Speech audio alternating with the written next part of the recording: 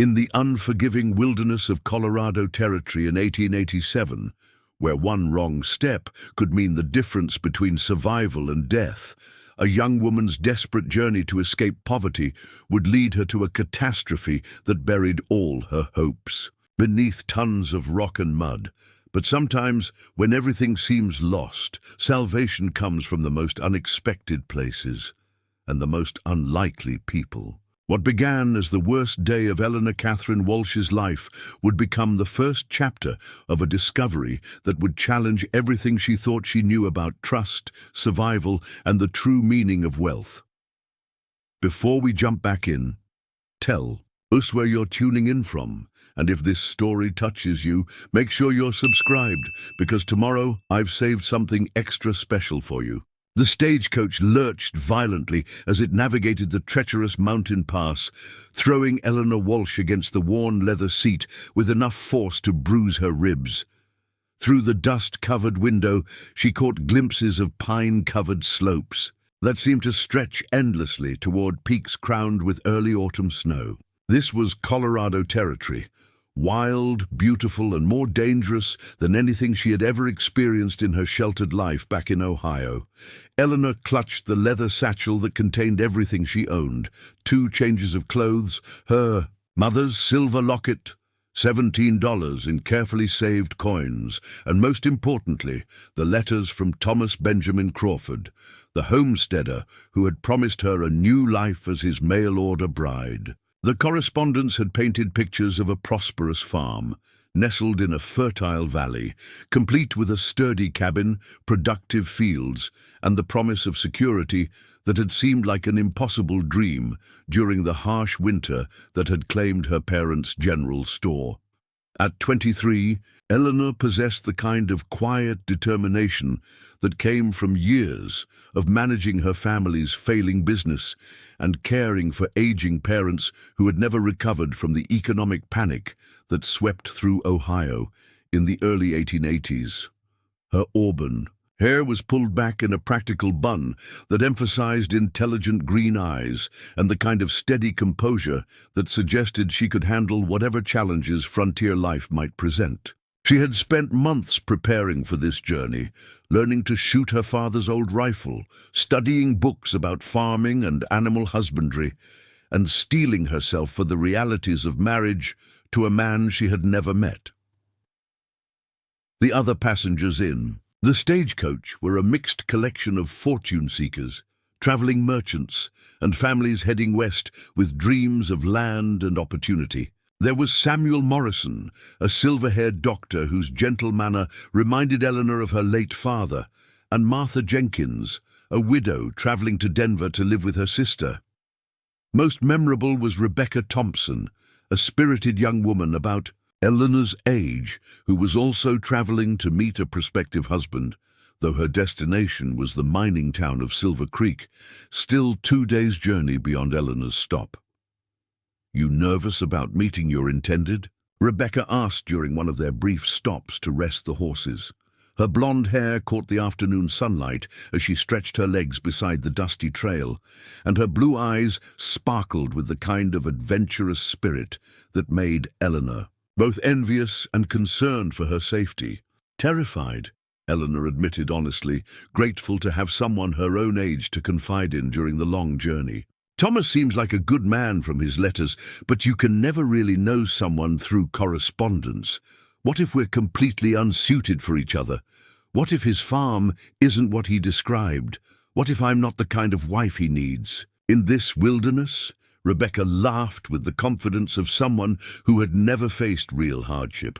"Then you'll make the best of it, just like everyone else out here. Besides, from what you've told me about his letters, he sounds like he genuinely cares about finding a partner, not just someone to cook and clean. That's more than a lot of women get, even in arranged marriages back east." Dr. Morrison, who had been checking on an elderly passenger's persistent cough, joined their conversation with the kind of fatherly concern that made Eleanor feel less alone in the world. "Miss Walsh, if you don't mind an old man's advice, I'd suggest trusting your instincts when you meet this fellow. A man's character shows in how he treats people who can't do anything for him. The driver, the horses, anyone he considers beneath his station. Watch how he behaves when he thinks you're not paying attention. The advice proved prophetic in ways Eleanor couldn't have imagined. As the stagecoach continued its climb into the mountains, she found herself studying the rugged landscape and wondering what kind of man would choose to build a life in such an isolated and challenging environment. Thomas Crawford's letters had described him as a former railroad worker who had used his savings to claim 160 acres under the Homestead Act, determined to build something permanent after years of moving from job to job. His writing suggested intelligence and genuine affection for the land he was working to develop, but Eleanor understood that letters could hide as much as they revealed. The stagecoach route wound through valleys that seemed carved by giants, past rushing streams that sparkled in the afternoon sunlight and meadows where elk grazed with the casual indifference of creatures that had never learned to fear humans. The beauty was breathtaking, but Eleanor could also see the signs of nature's power and unpredictability: rock slides that had buried sections of the trail, trees snapped by avalanches, and swift-running creeks that could become torrents capable of washing away anything in their path. First time in the mountains, asked James Patterson, a grizzled prospector who had been quietly observing the scenery with the practiced eye of someone who understood both its beauty and its dangers. His weathered face and calloused hands told stories of years spent searching for precious metals in places where most people wouldn't dare to venture. "Yes, sir," Eleanor replied, grateful for the distraction from her growing anxiety about the approaching meeting with Thomas Crawford. "It's more beautiful than I expected, but also more intimidating. Everything seems so much bigger and more powerful than anything back in Ohio." Patterson nodded thoughtfully. "Mountain country has a way of showing you what you're really made of. Some folks come out here thinking they can impose their will on the wilderness, and they usually end up learning hard lessons about respect for nature's power. Others understand from the start that success means working with the land instead of fighting against it. From what I've observed during this journey, you strike me as the kind of person who has the sense to listen and learn." The compliment warmed Eleanor more than she expected, coming as it did from someone who clearly understood the challenges she would be facing.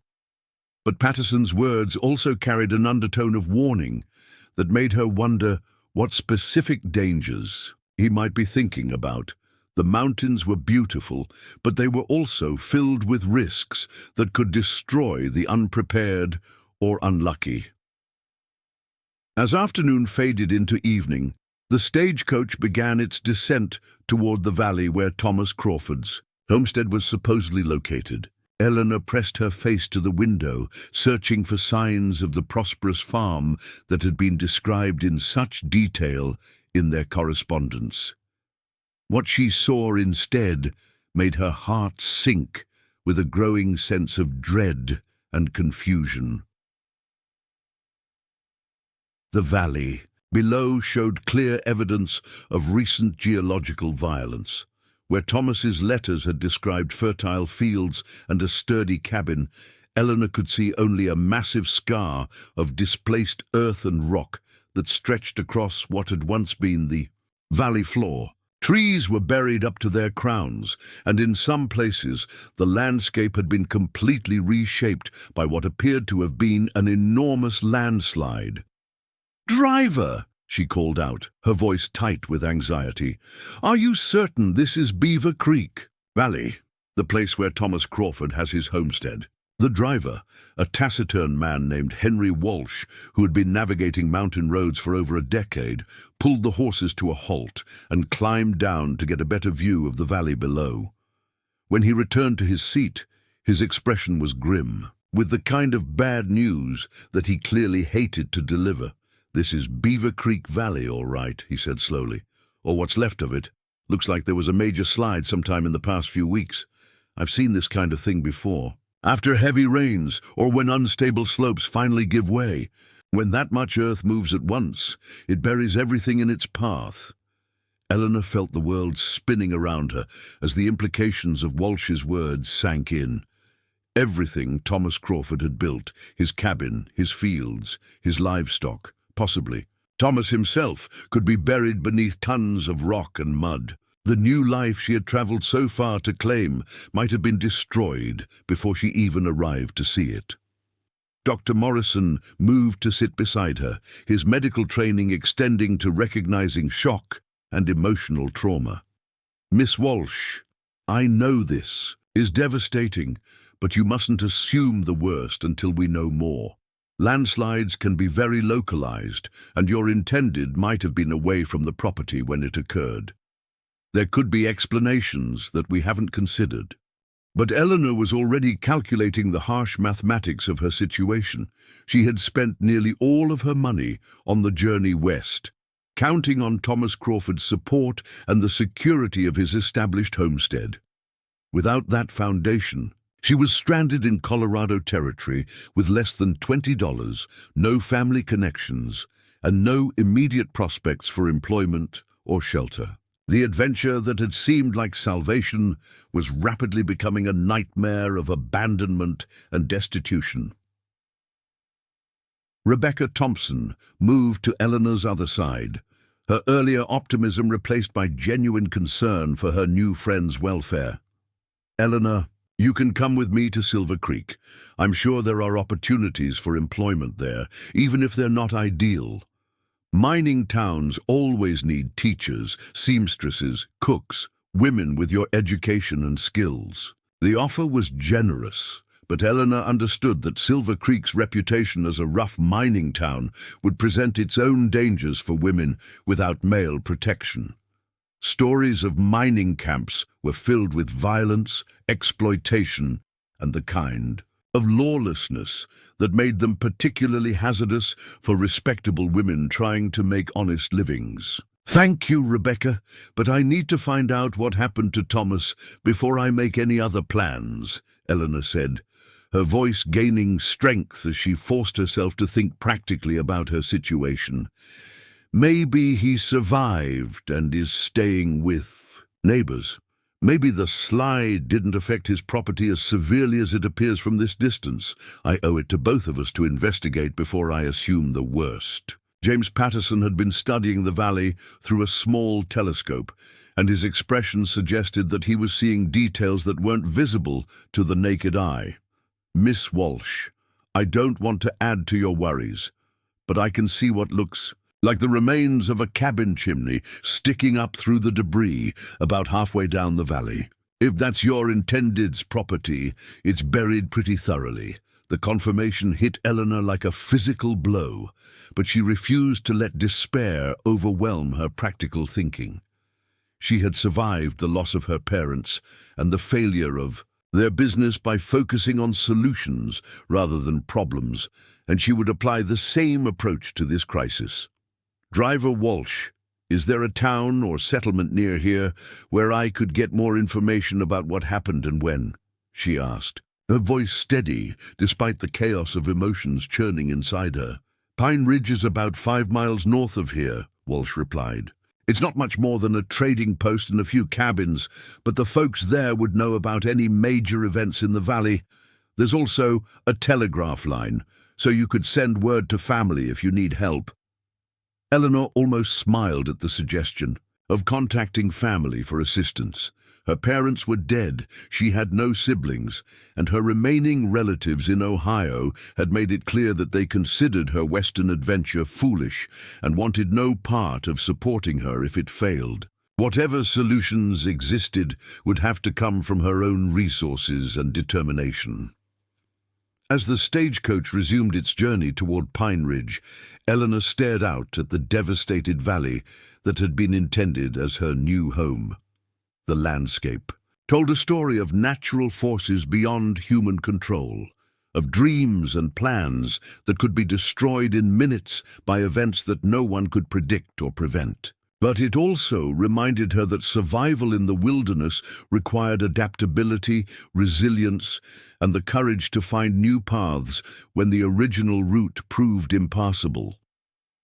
The sun was setting behind the mountain peaks as they reached Pine Ridge, painting the sky in brilliant shades of orange and purple that reminded Eleanor that even in the midst of catastrophe, the world contained beauty worth fighting to experience. Whatever came next, she would face it with the same determination that had carried her through previous losses. The mail-order bride who had left Ohio with dreams of security and partnership was gone, but the woman who remained was stronger and more resourceful than even Eleanor herself had realized. Pine Ridge proved to be exactly what Driver Walsh had described: a handful of rough log buildings clustered around a trading post that served travelers and the scattered population of homesteaders, trappers, and prospectors who made their livings in the surrounding wilderness. The settlement had the temporary feel of a place where people stopped rather than stayed, but it also radiated the kind of practical efficiency that characterized successful frontier communities.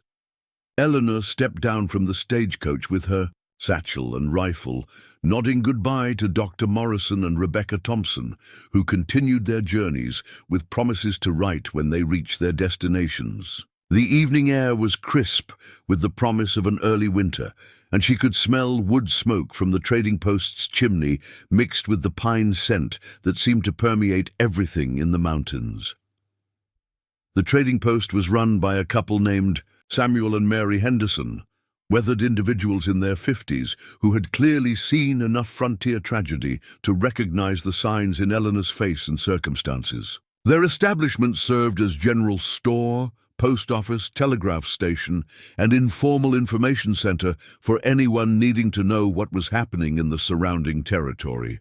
"You're the young lady who was coming to marry Thomas Crawford," Mary Henderson said gently, her tone confirming Eleanor's worst fears before she even asked the question. "We heard about the slide from Jake Morrison, one of the trappers who works the high country.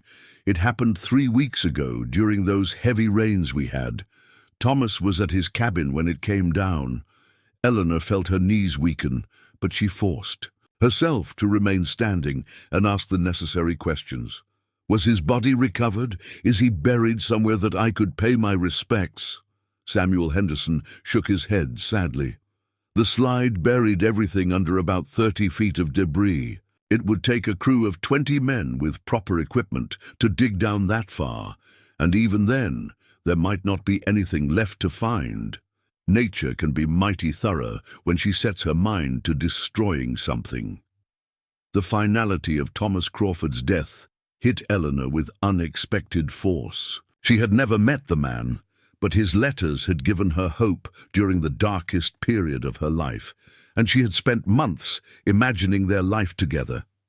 Now he was gone, and with him, all the security and partnership she had traveled so far to claim.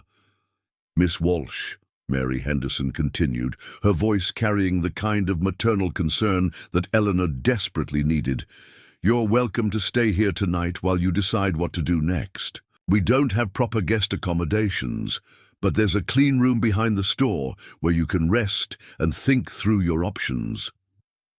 Eleanor accepted the offer gratefully, understanding that she needed time to process her situation and develop a plan for survival. As she settled into the small but comfortable room that the Hendersons had provided, she spread Thomas Crawford's letters on the rough wooden table and read them again by lamplight, trying to understand what she had lost and what possibilities might still exist.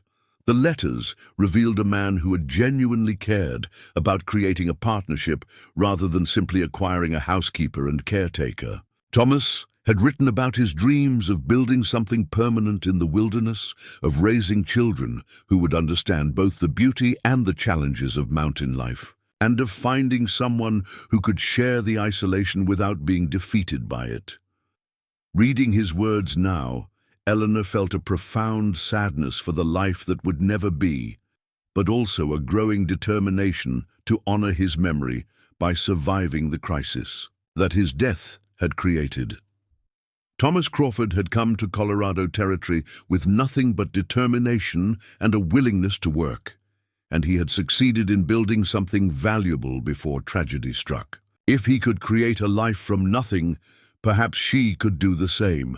Outside her window, the sounds of Pine Ridge settling into evening reminded Eleanor that she was no longer traveling toward a predetermined destination. Tomorrow would require her to begin creating her own path in a wilderness that had already shown her how quickly circumstances could change, from promising to desperate. But tonight, she would mourn the death of a good man she had never met, and prepare herself for whatever challenges awaited a woman alone in Colorado Territory, with winter approaching and very little money to sustain her through the difficult months ahead. Preparing and narrating this story took us a lot of time, so if you are enjoying it, subscribe to our channel. It means a lot to us. Now, back to the story. Dawn broke over Pine Ridge with the kind of crystalline clarity that only came at high altitude, but Eleanor Walsh felt none of the beauty in the mountain sunrise. She had slept poorly, haunted by dreams of landslides and letters from a man, and now faced the harsh reality of determining how to survive in Colorado Territory with no prospects and dwindling resources. Mary Henderson knocked softly on her door just after sunrise, carrying a steaming cup of coffee and the kind of practical breakfast that frontier women understood was more important than elegance. "Thought you might need this," she said, setting down a plate of bacon, eggs, and fresh biscuits. "Samuel and I talked last night about your situation. We might have some ideas that could help." Eleanor accepted the food gratefully, realizing she hadn't eaten properly since leaving the stagecoach the previous evening. The coffee was strong enough to wake the dead, and the bacon was perfectly crispy, small comforts that reminded her that even in desperate circumstances, human kindness could provide moments of warmth and hope. "Mrs. Henderson, I appreciate everything you've done, but I should be honest about my financial situation," Eleanor said, her pride warring with necessity.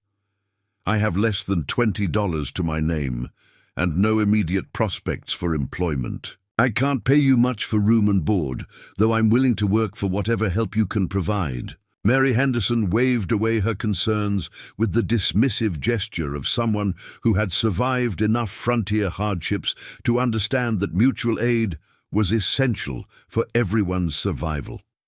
"Child, we've all been where you are now, this territory. As a way of humbling folks who think they've got everything figured out, the question isn't what you can pay us, it's how we can help you find a way to build something sustainable." Samuel Henderson appeared in the doorway, carrying what appeared to be a stack of correspondence and several official-looking documents.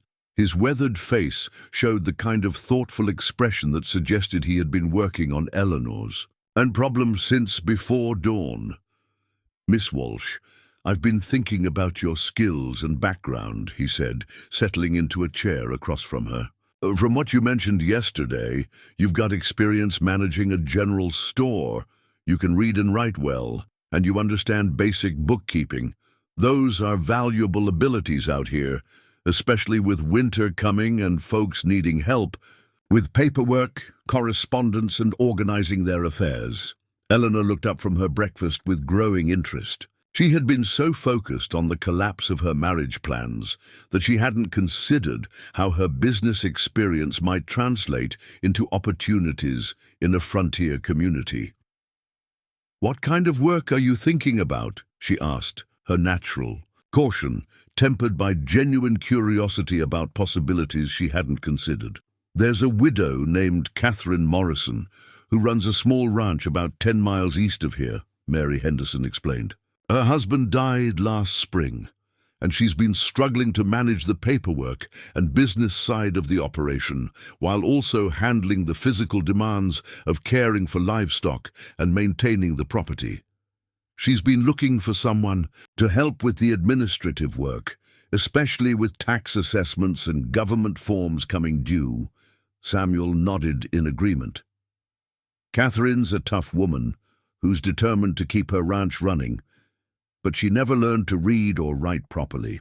She needs someone who can handle correspondence with buyers, keep accurate records of livestock sales, and deal with the territorial bureaucrats who are always demanding one form or another. It wouldn't be charity. She can pay fair wages and provide room and board. The opportunity sounded almost too good to be true, which made Eleanor immediately suspicious. Her experience with financial disaster had taught her to examine carefully any situation that seemed to offer easy solutions to complex problems.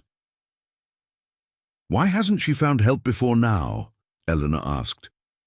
"And what makes you think she'd be willing to hire someone she's never met?" "Because most women with those skills are either married or heading to bigger towns, where they can find more comfortable situations," Mary Henderson replied honestly. "Catherine's ranch is isolated, the work is demanding, and she's got a reputation for being particular about how things should be done. But she's also fair, honest, and completely reliable once she decides to trust someone." Samuel spread out a hand-drawn map on the table, showing the route to Catherine Morrison's ranch and marking the locations of other homesteads and landmarks along the way. "The trail is well marked, and there are 2 other ranches you'd pass, where you could stop if weather or other problems develop. It's not without risks, but it's a legitimate opportunity to earn a living while you decide what you want to do long-term." Eleanor studied the map carefully, her mind working through the practical considerations of traveling alone to a remote ranch to work for a woman she had never met.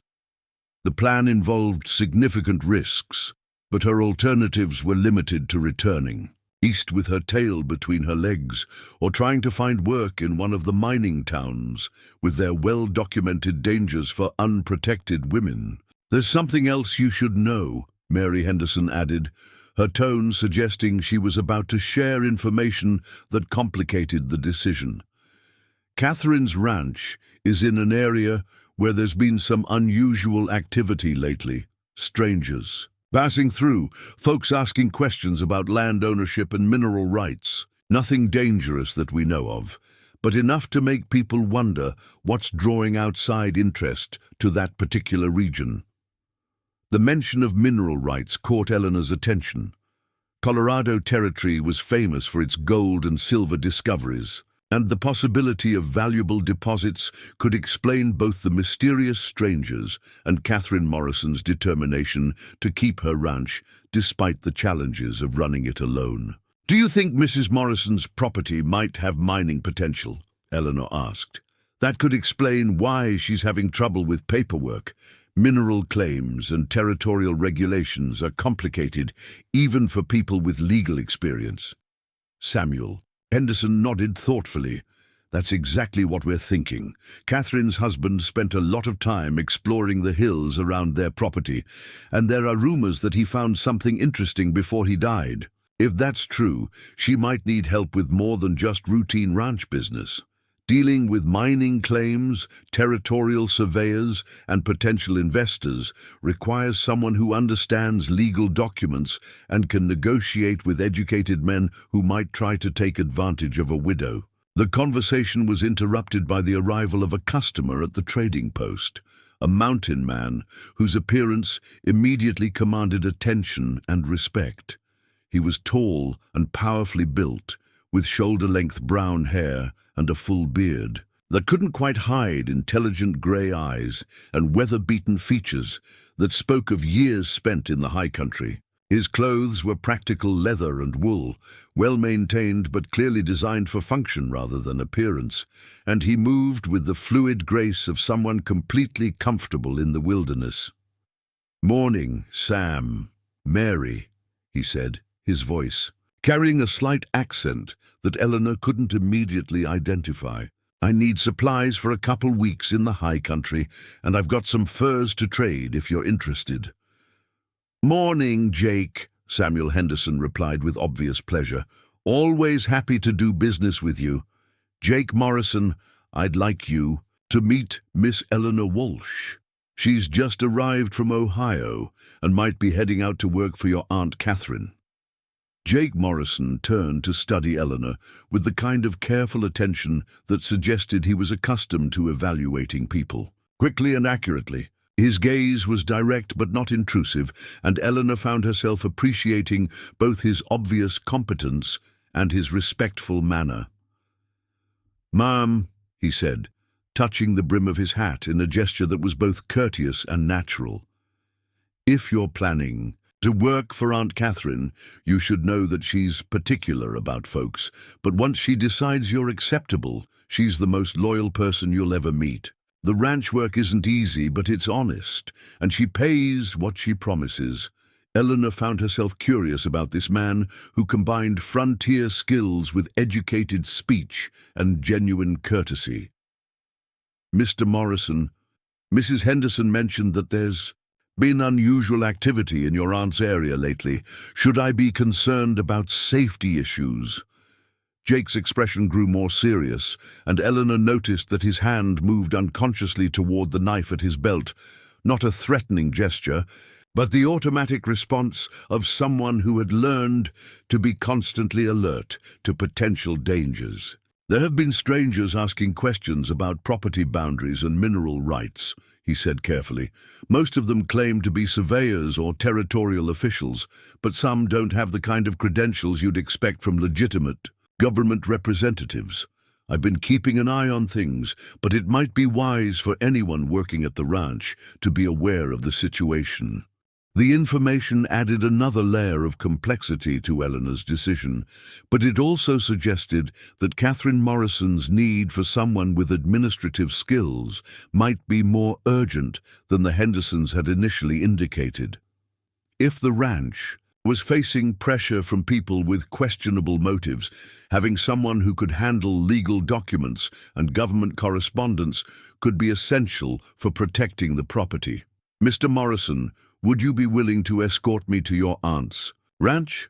Eleanor asked, making her decision with the kind of decisive clarity that had served her well during previous crises. "I'm prepared to work for her, but I'd prefer not to travel alone if there are potential safety concerns." Jake Morrison studied her face for a moment, apparently evaluating her sincerity and determination. "I can take you out there tomorrow morning if you're serious about the work, but I should warn you that Aunt Catherine will expect you to prove yourself quickly. She doesn't have patience for folks who can't handle frontier conditions or who expect special treatment because of their background." Eleanor smiled with genuine confidence for the first time since learning about Thomas Crawford's death. "Mr. Morrison, I've been managing my family's failing business since I was 18. I can shoot accurately with a rifle, and I've never expected special treatment from anyone. I think your aunt and I will get along just fine." The arrangements were settled quickly, with Eleanor agreeing to pay Jake Morrison a modest fee for escort services and the Hendersons providing supplies for the journey. As Jake conducted his business with the trading post, Eleanor found herself observing him with growing curiosity and respect. He handled negotiations with quiet confidence, treated the Hendersons with obvious affection and respect, and demonstrated the kind of practical knowledge that came from years of successful survival in challenging conditions. "Miss Walsh," Jake said as he prepared to leave the trading post, "if you're planning to work in this territory long-term, there are things about mountain life you'll need to understand. Tomorrow's journey will give us time to discuss some of the basics, but you should know that survival out here depends on being able to trust the people around you and proving that you're worthy of their trust in return." After Jake Morrison departed, Eleanor spent the rest of the day helping Mary Henderson with trading post business, while learning more about the local community and its challenges. She organized inventory records, helped customers with correspondence, and gradually began to understand the complex web of relationships that sustained frontier settlements. The work reminded her of the skills she had developed managing her family's store, but it also revealed new aspects of frontier commerce that she hadn't considered. Everything from seasonal supply challenges to the informal credit systems that allowed people to survive during difficult periods required careful management and detailed record-keeping. "You got a natural talent for this kind of work, Mary," Henderson observed as Eleanor efficiently sorted through a stack of invoices and payment records. "Catherine Morrison will appreciate having someone who understands both the business side and the human side of frontier economics." As evening approached, Eleanor prepared for her final night at the Pine Ridge trading post by writing letters to acquaintances back in Ohio, carefully crafting messages that would explain her change in circumstances without revealing the full extent of her desperate situation. The correspondence served both as a practical necessity and as a way of processing the dramatic changes that had occurred in her life over the past few days. Outside her window, she could see Jake Morrison's campfire in the distance, where he was preparing for tomorrow's journey. The sight reminded her that she was about to place her trust in a man she had just met, traveling to work for a woman she had never seen, in a territory where strangers were asking suspicious questions about mineral rights and land ownership. But Eleanor had learned during her family's financial crisis that sometimes the riskiest course of action was also the only path forward. Tomorrow, she would begin building a new life based on her own skills and determination, rather than on marriage to a man she had never met. It wasn't the future she had planned, but it was a future she could control through her own efforts and decisions. The mountain wind whistled through the pine trees around Pine Ridge as Eleanor settled into sleep, carrying the sense of wood smoke and snow that reminded her she was now part of a landscape that demanded both courage and adaptability from anyone who hoped to call it home. Tomorrow would bring new challenges and new opportunities, but tonight she was content to rest in the knowledge that she had found a path forward that depended on her own abilities rather than on circumstances beyond her control.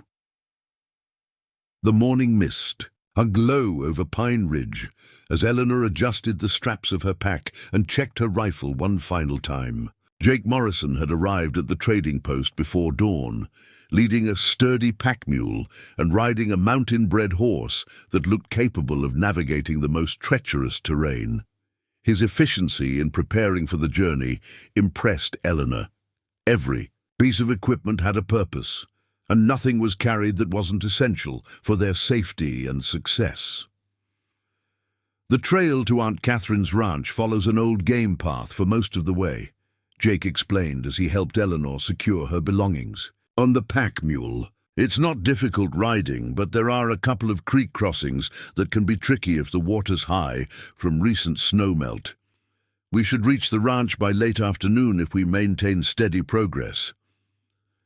Eleanor mounted the horse that Samuel Henderson had arranged for her to borrow, a gentle mare named Daisy who had carried numerous travelers safely through the mountain country. The animal's calm temperament was reassuring, but Eleanor was acutely aware that her riding experience consisted mainly of occasional trips around her family's property back in Ohio. Mountain trail riding would test skills she wasn't certain she possessed. As they left Pine Ridge behind, Jake set a moderate pace that allowed for conversation while still making good time toward their destination. The morning air was crisp enough to show their breath, and Eleanor pulled her wool coat closer as they climbed steadily higher into terrain that seemed to grow more rugged and spectacular with each mile. "Miss Walsh, if you don't mind my asking, what brought you all the way from Ohio to marry a man you'd never met?" Jake asked during their first rest stop beside a creek that tumbled down from the peaks above them. His tone was curious rather than judgmental, and Eleanor sensed that he genuinely wanted to understand her circumstances. "Economic necessity and a lack of better alternatives," Eleanor replied honestly, finding it easier to discuss her situation with someone who clearly understood the realities of frontier survival. "My parents died within 6 months of each other," leaving debts that consumed everything we owned. Thomas Crawford's letters offered security and partnership that seemed like salvation compared to the alternatives available to unmarried women. In Ohio, Jake nodded thoughtfully as he watered the horses. Thomas was a good man who deserved better than what happened to him. The landslide that buried his place came down during one of the worst storms we've had in years. Even folks who've lived in these mountains their whole lives were surprised by how much earth moved that night. The mention of the landslide reminded Eleanor of something that had been troubling her since learning about Thomas Crawford's death. "Mr. Morrison, were you acquainted with Thomas? Did you ever visit his homestead before the slide?" "I knew him well enough to trade with him occasionally and help with heavy work when he needed extra hands," Jake replied.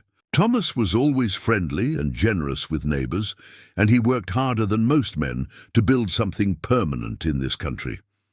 "Why do you ask?" Eleanor hesitated, unsure whether to share her growing suspicions about the timing and nature of events that had destroyed her intended's property. "It's probably nothing, but some of the things Mrs. Henderson mentioned about unusual activity in this area have me wondering whether Thomas's death might have been more than just bad luck." Jake's expression grew serious, and Eleanor noticed that his hand moved unconsciously toward his rifle. "What kind of suspicions are you talking about?" "Thomas wrote to me about finding something valuable on his property." "He never specified." "What?" "But he mentioned that it might change his financial situation significantly. Then strangers start asking questions about mineral rights in this area, and shortly afterward, a convenient landslide buries Thomas and any evidence of whatever he might have discovered." The accusation hung in the air between them as Jake considered the implications of what Eleanor was suggesting. When he finally spoke, his voice carried the kind of controlled anger that suggested her suspicions had touched on thoughts he had been harboring himself. "Miss Walsh, I've been wondering about the same things. Thomas mentioned to me that he'd found some interesting rock formations in the hills above his property, but he was secretive about the details, said he wanted to have them properly assayed. Before he got anyone's hopes up, a week later he was dead, and everything he'd found was buried under half a mountainside." Eleanor felt a chill that had nothing to do with the mountain air. "Do you think someone might have deliberately triggered the landslide?" "It's possible," Jake admitted grimly. "Heavy rains can cause slides naturally, but they can also be triggered by explosives if someone knows what they're doing. The timing was awfully convenient for anyone who wanted to eliminate Thomas and claim his property for themselves." The conversation was interrupted by the sound of approaching horses, multiple riders moving fast enough to suggest urgency or pursuit. Jake immediately moved to a position where he could observe the trail while remaining concealed behind a cluster of boulders, motioning for Eleanor to do the same. 3 men rode into view, dressed like legitimate surveyors, but carrying themselves with the kind of aggressive confidence that suggested they were accustomed to taking what they wanted than earning it through honest work. Their leader was a man in his 40s, with cold blue eyes and the kind of calculating expression that made Eleanor instinctively distrust him. "You folks seen any sign of fresh prospecting activity in this area?" the leader called out, apparently having spotted Eleanor and Jake despite their attempts at concealment. "We're conducting a survey for the territorial government, and we've had reports of unauthorized mining operations." Jake emerged from behind the rocks with casual confidence, but Eleanor noticed that he kept his rifle within easy reach. "Haven't seen any mining activity," he replied truthfully. "Just the usual ranching and homesteading that's been going on in this valley for years." The surveyor's eyes narrowed as he studied Jake's face and demeanor. "You're Jake Morrison, aren't you? We've been told you spend a lot of time in the high country. You must see things that other folks miss." "I see plenty of things," Jake replied with dangerous calm. "Question is whether I choose to share them with strangers who ask too many questions about other people's business." Eleanor watched the exchange with growing tension, understanding that she was witnessing the kind of confrontation that could turn violent with very little provocation. The fake surveyors clearly suspected that Jake possessed information they wanted, while Jake was obviously determined not to provide anything that might help them locate whatever Thomas Crawford had discovered. "Mr. Morrison, we're prepared to pay for useful information," the leader said, his tone shifting from official authority to barely concealed bribery. "There's good money for folks who help us locate mineral deposits that might benefit territorial development. And there's even better money for folks who mind their own business and don't interfere with operations they don't understand," Jake replied pointedly. "I suggest you gentlemen continue your survey elsewhere. This area doesn't have anything you're looking for." The confrontation ended when the fake surveyors decided that pushing the issue wasn't worth the risk of a gunfight with a mountain man who clearly wasn't intimidated by their presence. They rode away with promises to return with proper territorial authorities, but their departure left Eleanor and Jake both understanding that they had made dangerous enemies. "Those men weren't government surveyors," Eleanor said as soon as they were out of hearing range. "Real territorial officials would have had proper identification and wouldn't have offered bribes for information." "They're claim jumpers and worse," Jake confirmed grimly. "The kind of men who use violence and fraud to steal valuable property from legitimate owners. If they're asking questions about this area, it means they know or suspect that there's something worth stealing." As they resumed their journey toward Catherine Morrison's ranch, Eleanor found herself studying Jake with new appreciation for both his knowledge and his protective instincts. He had handled the confrontation with exactly the right combination of firmness and restraint, demonstrating that he understood both the dangers they faced and the best strategies for avoiding unnecessary violence. "Mr. Morrison, can I ask you something personal?" Eleanor said during their next rest stop. "You're clearly educated and capable of succeeding in more civilized places. What keeps you in this wilderness where you have to deal with men like those fake surveyors?" Jake was quiet for a long moment, apparently considering how much of his personal history he was willing to share with someone he had known for less than 24 hours. When he finally spoke, his voice carried the weight of experiences that had shaped his choice to live apart from conventional society. "I came west after the war with plans to find gold and get rich quick, like thousands of other young men with more ambition than sense," he said slowly. "What I found instead was that the mountains teach you things about yourself and about what really matters that you can't learn anywhere else. Cities and towns are full of people trying to take advantage of each other. But out here, survival depends on cooperation and genuine respect for your neighbors." Eleanor understood that he was sharing something significant about his values and motivations, but she sensed there were also experiences he wasn't ready to discuss with a near stranger. The war changed a lot of men's perspectives about civilization and its supposed benefits. "The war showed me that the most important battles are the ones you fight to protect people you care about, not to acquire things you think you want," Jake replied. "Out here, those battles are usually against nature, weather, and the kind of men we just encountered. Back in civilization, they're usually against corruption, greed, and the assumption that might makes right." The afternoon brought them into increasingly beautiful country as they followed a creek that wound through meadows surrounded by aspen groves that glowed gold in the autumn sunlight. Eleanor found herself appreciating the stark beauty of the landscape, while also understanding why people like Thomas Crawford and Catherine Morrison were willing to face isolation and hardship to build lives in such spectacular surroundings. "That's Aunt Catherine's ranch," Jake said, as they crested a ridge that provided a view of the valley below. "She's built something impressive over the past 15 years. The ranch was indeed impressive. A substantial log house surrounded by well-maintained outbuildings, corrals filled with healthy-looking cattle and horses, and fields that showed evidence of successful farming despite the challenges of mountain agriculture. Smoke rose from the chimney, and Eleanor could see a woman working in a vegetable garden beside the house.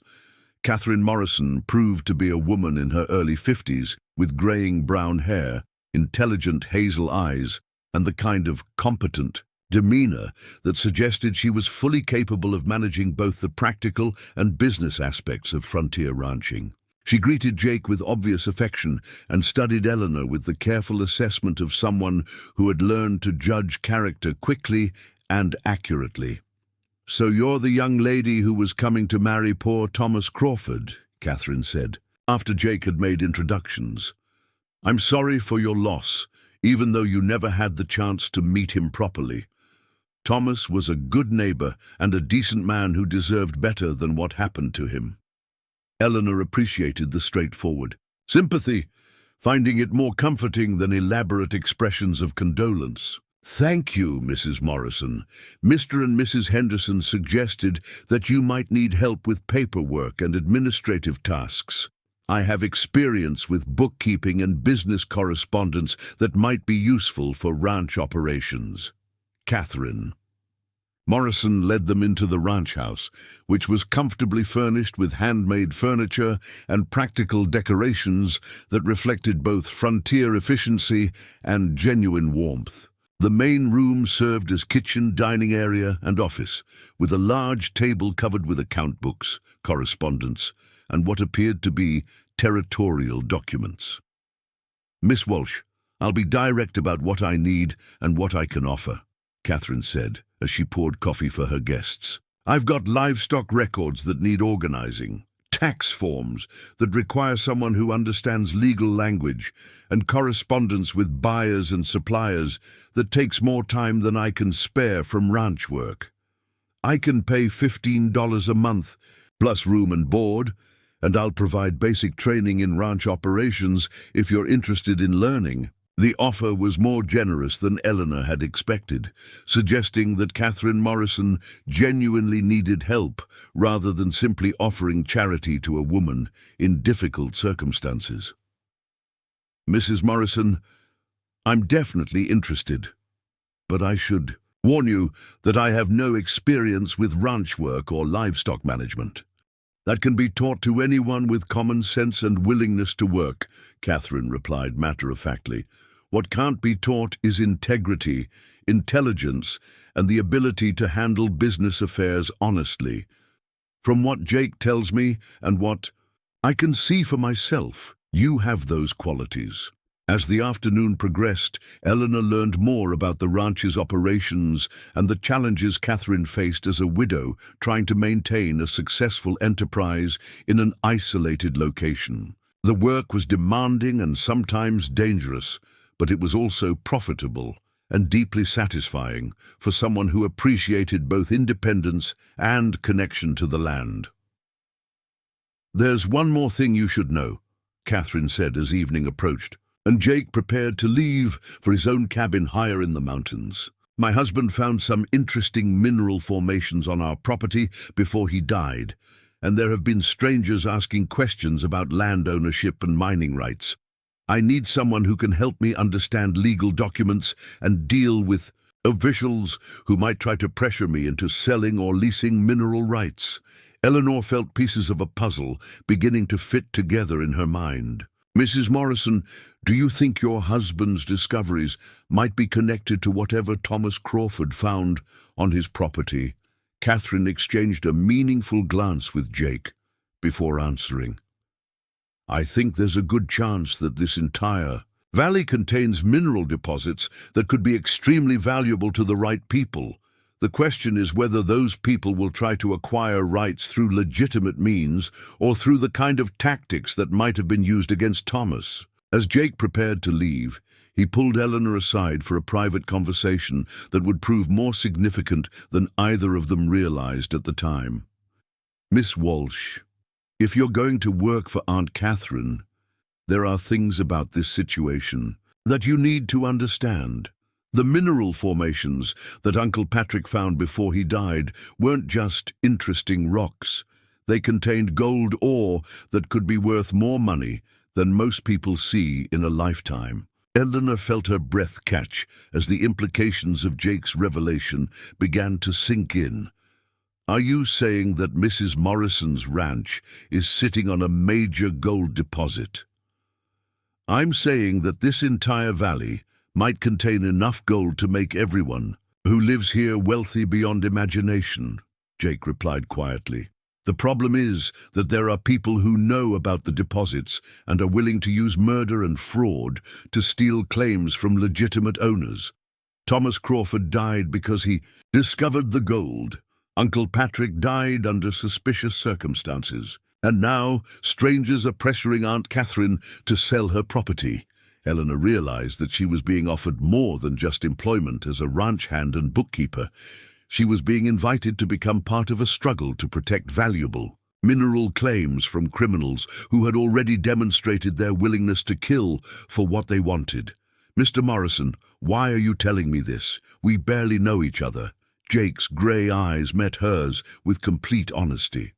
Because Aunt Catherine trusts you, and because I think you're the kind of person who fights for what's right rather than what's easy. If we're going to protect these gold claims and prevent more murders, we'll need someone who understands business and legal matters well enough to outmaneuver educated criminals.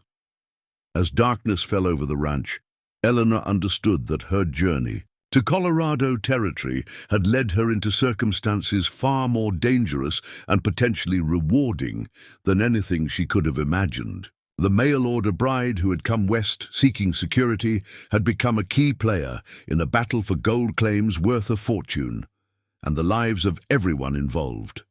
Eleanor's first week at Catherine Morrison's ranch passed in a whirlwind of activity that left her exhausted but exhilarated. Each dawn brought new challenges that tested skills she didn't know she possessed, while each evening revealed additional layers to the complex situations surrounding the ranch's mineral wealth. She had thrown herself into both the practical work of ranch management and the intellectual puzzle of understanding the legal and financial implications of their gold discovery.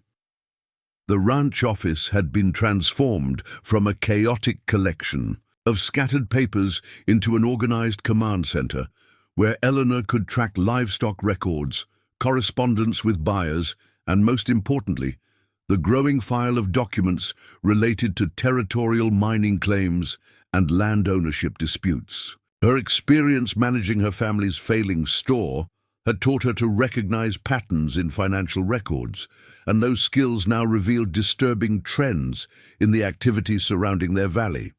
Miss Walsh, you've accomplished more in 1 week than I managed in the past 6 months, Catherine Morrison observed as she reviewed the newly organized account books over their morning coffee.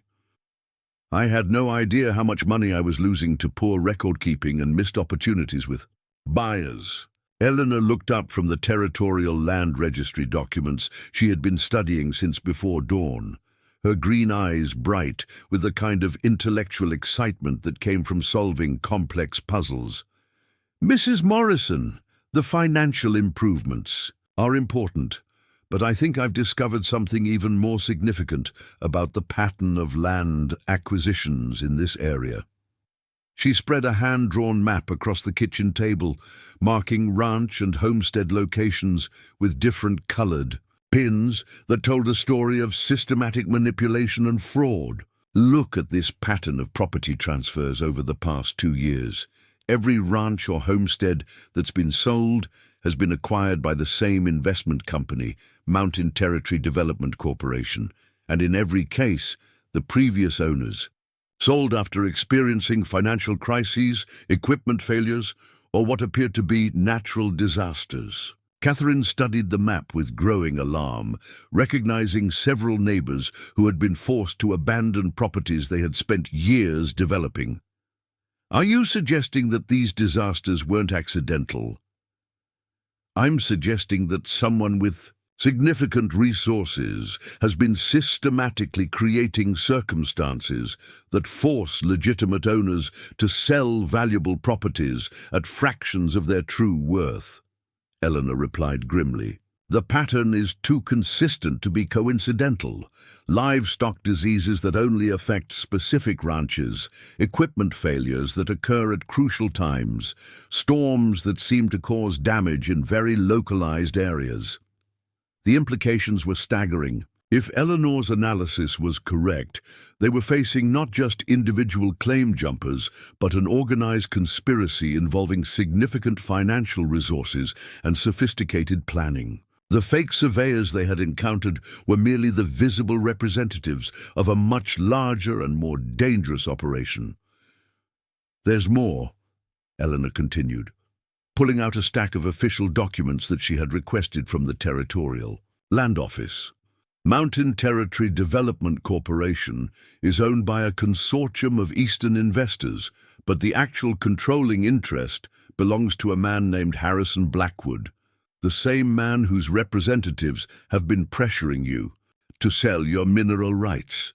Catherine's face went pale as she recognized the name. Harrison Blackwood wrote to me 3 times, offering to buy my ranch for what he called fair market value. When I refused, he suggested that operating a ranch alone was dangerous for a widow and that accidents could happen to people who weren't careful about their business decisions. Eleanor felt her anger building at the barely concealed threat against a woman who had done nothing but work hard to maintain her family's property. "Mrs. Morrison, I think we need to get Jake involved in this discussion. If Blackwood's people are willing to use violence against property owners, we need someone who understands how to defend against that kind of threat." The conversation was interrupted by the sound of horses approaching the ranch at high speed, not the casual pace of neighbors visiting, but the urgent rhythm of riders carrying important news or fleeing from danger.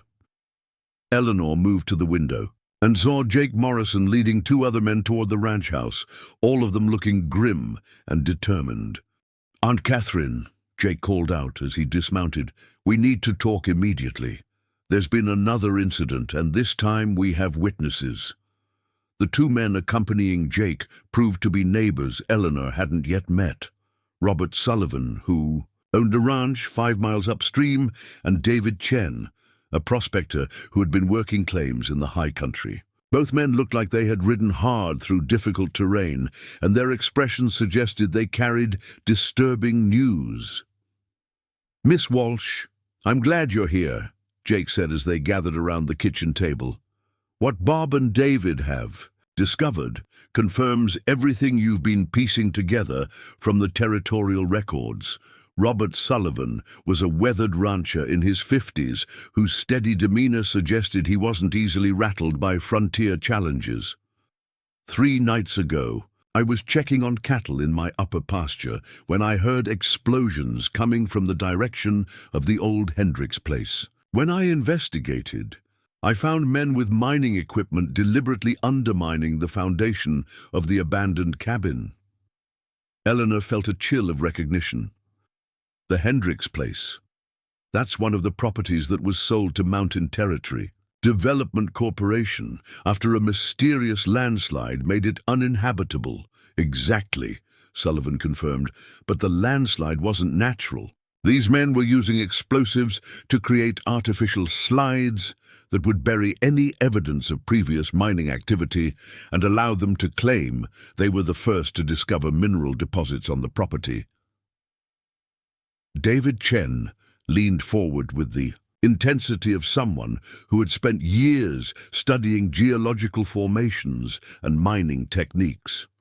"I've been tracking their operations for weeks, trying to understand what they were really after. They're not just stealing individual claims, they're systematically mapping and acquiring every property that contains a specific type of gold-bearing quartz formation." Catherine Morrison poured coffee for the new arrivals, while Eleanor absorbed the implications of what they were learning. "Mr. Chen, are you saying that there's a connected geological formation that runs through multiple properties in this valley?" "I'm saying there's a gold vein that extends for miles through this entire region," Chen replied with obvious excitement. It's not the scattered placer deposits that most prospectors look for. It's a massive lode that could contain millions of dollars worth of ore. The problem is that it runs under dozens of different properties, making it impossible for any single claim owner to exploit its full potential. Jake nodded grimly. That's why Blackwood's people are so determined to acquire every property in the valley. They need to control the entire geological formation to make large-scale mining profitable. Eleanor's mind was working rapidly through the legal and financial implications of what they were discovering. If that's true, then legitimate property owners have more leverage than Blackwood realizes. He needs every single ranch and homestead to make his operation work, which means that even one holdout could destroy his entire investment. That's exactly right, Sullivan agreed. But it also means that anyone who refuses to sell becomes a target for escalating pressure. Blackwood can't afford to let any property owner discover the true value of what they're sitting on. The discussion was interrupted by Catherine Morrison, who had been listening with growing determination and anger. "Gentlemen, Miss Walsh, I think it's time we stopped reacting to Blackwood's tactics and started taking offensive action. If we can prove that he's been using fraud and violence to acquire properties, we can get territorial authorities involved and potentially recover everything he's stolen." Eleanor felt a surge of admiration for Catherine's courage and practical thinking. "Mrs. Morrison, what kind of offensive action are you considering?"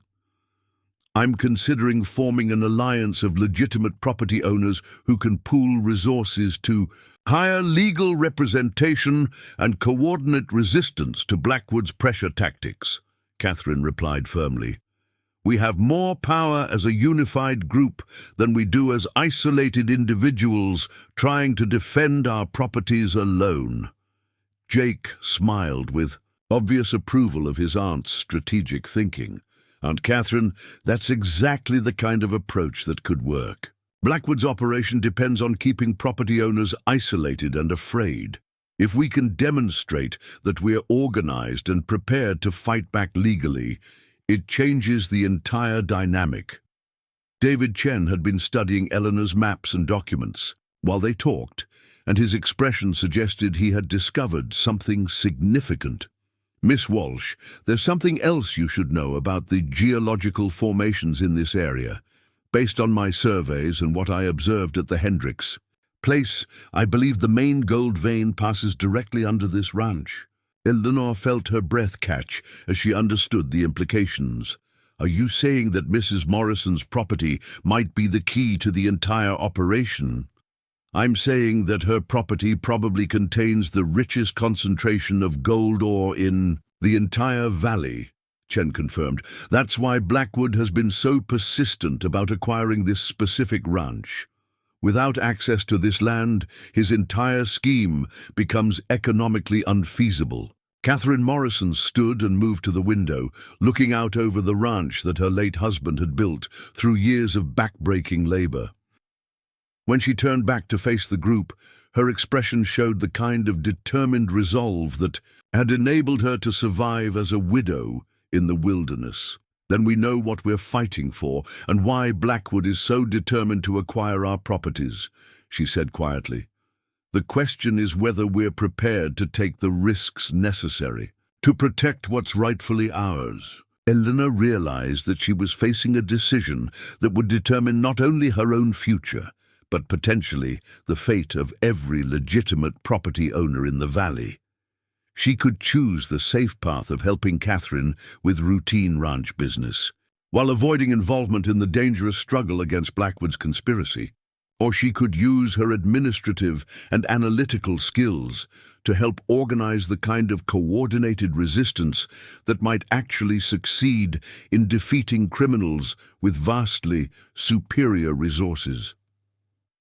"Mrs. Morrison, I came to Colorado Territory seeking security and partnership," Eleanor said, her voice gaining strength as she spoke. "I didn't find those things in the way I expected, but I've discovered that there are fights worth having and people worth fighting alongside." I'm prepared to help coordinate legal and financial strategies for resisting Blackwood's operation. Jake Morrison studied Eleanor's face with an expression that combined admiration with concern for her safety. Miss Walsh, you understand that this won't be a battle fought only in courtrooms and territorial offices. Blackwood's people have already demonstrated their willingness to use violence against anyone who threatens their plans. Then we'll have to be prepared to defend ourselves, while also fighting them through legal channels, Eleanor replied with calm determination. Mr. Chen, can you document the evidence of artificial landslides and mining equipment? Mr. Sullivan, can you identify other property owners who might be willing to join our alliance? Mr. Morrison, can you provide security expertise to protect people who become targets for Blackwood's retaliation? The planning session that followed lasted until well past midnight as the 5 conspirators developed strategies for gathering evidence, coordinating legal action, and protecting alliance members from the escalating violence that would inevitably result from their resistance efforts.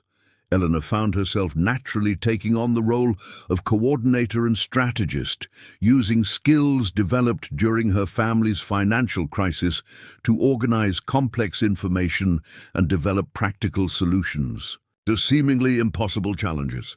We'll need to move carefully and quickly, she concluded, as they prepared to disperse to their respective properties. Blackwood's people will recognize that we're organizing resistance, and they'll try to prevent us from building effective alliances. Our success depends on staying ahead of their efforts to isolate and eliminate key property owners. As Jake prepared to escort Robert Sullivan and David Chen back to their properties under cover of darkness, he approached Eleanor for a private conversation that would prove more significant than either of them realized.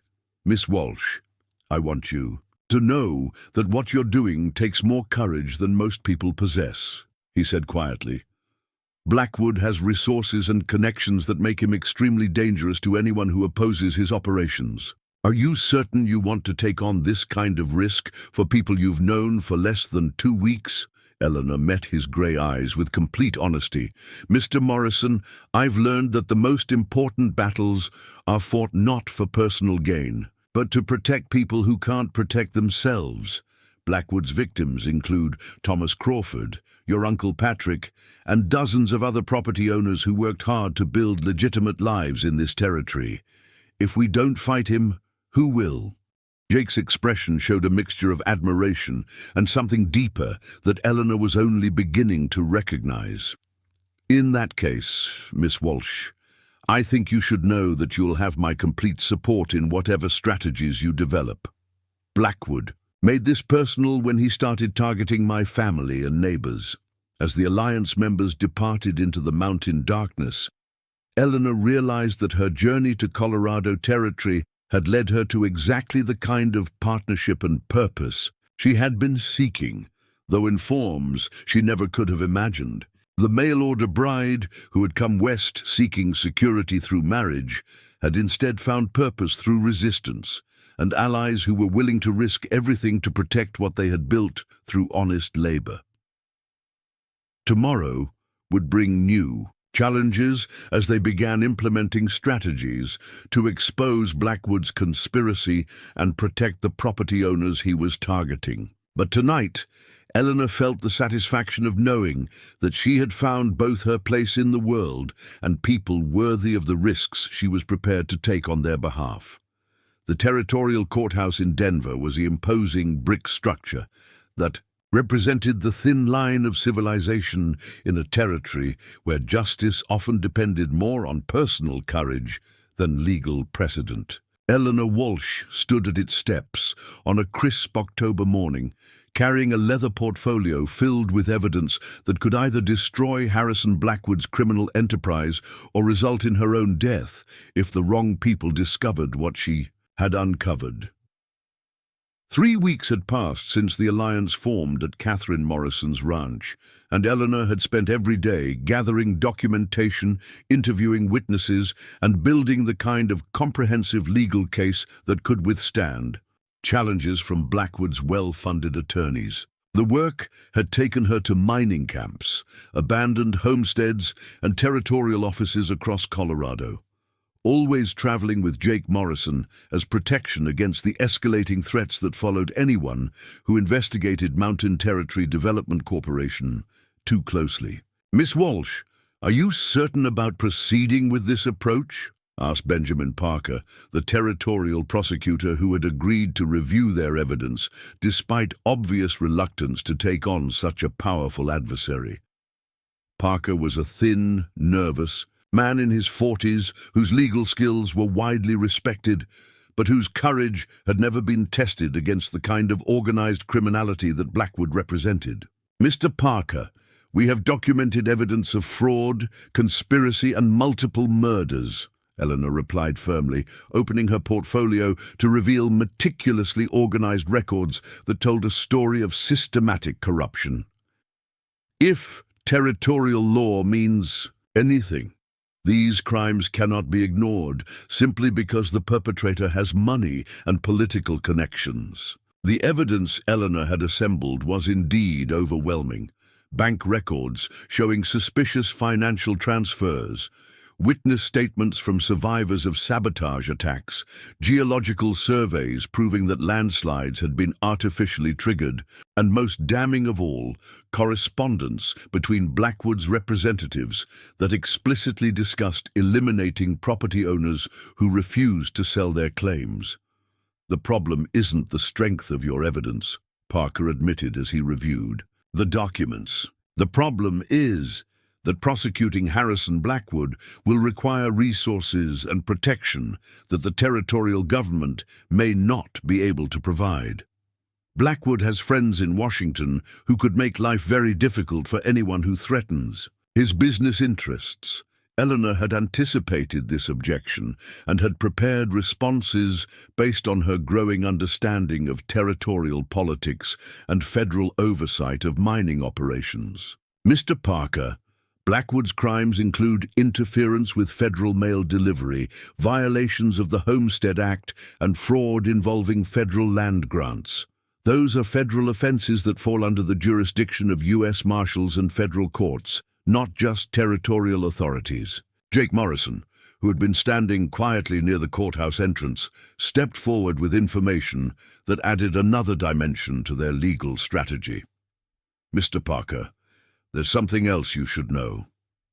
David Chen discovered that Blackwood's mining operations are violating federal environmental regulations by contaminating water sources that flow into rivers used for interstate commerce. That gives federal authorities additional grounds for investigation. The mention of federal violations clearly caught Parker's attention, as it offered him political cover for pursuing a case that might otherwise end his career. If we can demonstrate federal jurisdiction, it changes the entire situation. Federal prosecutors have resources and protection that territorial officials lack." Eleanor sensed an opportunity to press their advantage. "Mr. Parker, we're not asking you to take on Blackwood alone. We're asking you to forward our evidence to federal authorities who have both the power and the responsibility to investigate interstate criminal conspiracies. Your role would be to coordinate with federal prosecutors, not to shoulder the entire burden yourself." The strategy session was interrupted by the arrival of an unexpected visitor, a well-dressed woman in her 30s, who carried herself with the confidence of someone accustomed to moving in political and business circles. She introduced herself as Margaret Sinclair, claiming to represent Eastern investors who had concerns about Blackwood's operations. "Miss Walsh, Mr. Morrison, I've been following your investigation with great interest," Sinclair said after Parker had excused himself to study their evidence more carefully. "My clients have reason to believe that Blackwood has been defrauding investors as well as stealing property from legitimate owners." Eleanor studied Sinclair carefully, her instincts warning her to be cautious about anyone who appeared too conveniently with offers of assistance. "Miss Sinclair, what kind of concerns do your clients have about Blackwood's operations?" "They invested substantial sums in Mountain Territory Development Corporation, based on Blackwood's claims about the value and legal status of the properties he was acquiring, Sinclair explained. Recent audits suggest that many of those properties were obtained through fraud, which would make the entire investment scheme worthless and potentially criminal. Jake moved closer to Eleanor, his body language suggesting that he shared her suspicions about this unexpected ally. "Miss Sinclair, why haven't your clients taken their concerns to authorities themselves? They presumably have more resources and political connections than frontier ranchers." Sinclair's expression grew more serious, and Eleanor noticed that her hands trembled slightly as she spoke. "Because some of my clients have received threats similar to those directed at property owners who refuse to sell to Blackwood. It appears that he's willing to use violence against anyone who threatens his operations, regardless of their social position or financial resources." The revelation that Blackwood was threatening Eastern investors added a new dimension to Eleanor's understanding of the conspiracy's scope and the desperation that was driving increasingly violent tactics. If wealthy investors were being intimidated, it suggested that Blackwood's operation was under pressure from multiple directions and might be vulnerable to coordinated attack. "Miss Sinclair, what kind of assistance are your clients prepared to provide?" Eleanor asked, her practical nature overriding her concerns about trusting strangers with suspicious timing. "Financial support for legal proceedings, political pressure in Washington to ensure federal investigation, and most importantly, protection for key witnesses who might otherwise be eliminated before they can testify," Sinclair replied. "My clients understand that their own financial recovery depends on seeing Blackwood prosecuted successfully." The offer was tempting, but Eleanor had learned during her family's financial crisis to examine carefully any proposal that seemed to solve too many problems too easily.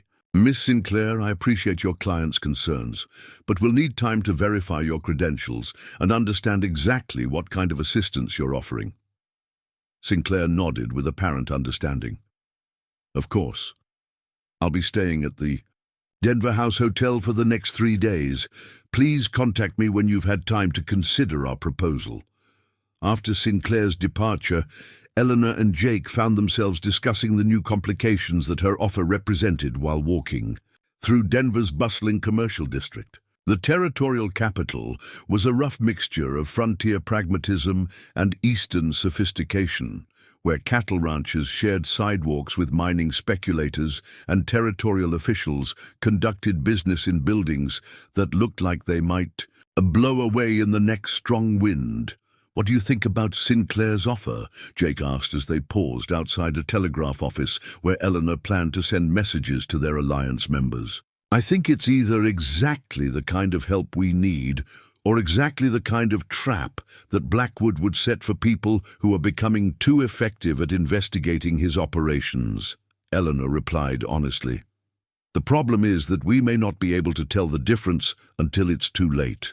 Their conversation was interrupted by the arrival of urgent telegraph messages from both Robert Sullivan and David Chen, reporting new developments that suggested Blackwood was accelerating his timeline for eliminating resistance to his operations. Sullivan's ranch had been attacked during the night by men who destroyed equipment and scattered livestock, while Chen had discovered evidence that Blackwood's people were preparing to trigger another artificial landslide that would bury the remaining evidence of their previous crimes. "We need to get back to the valley immediately," Jake said after reading the telegrams.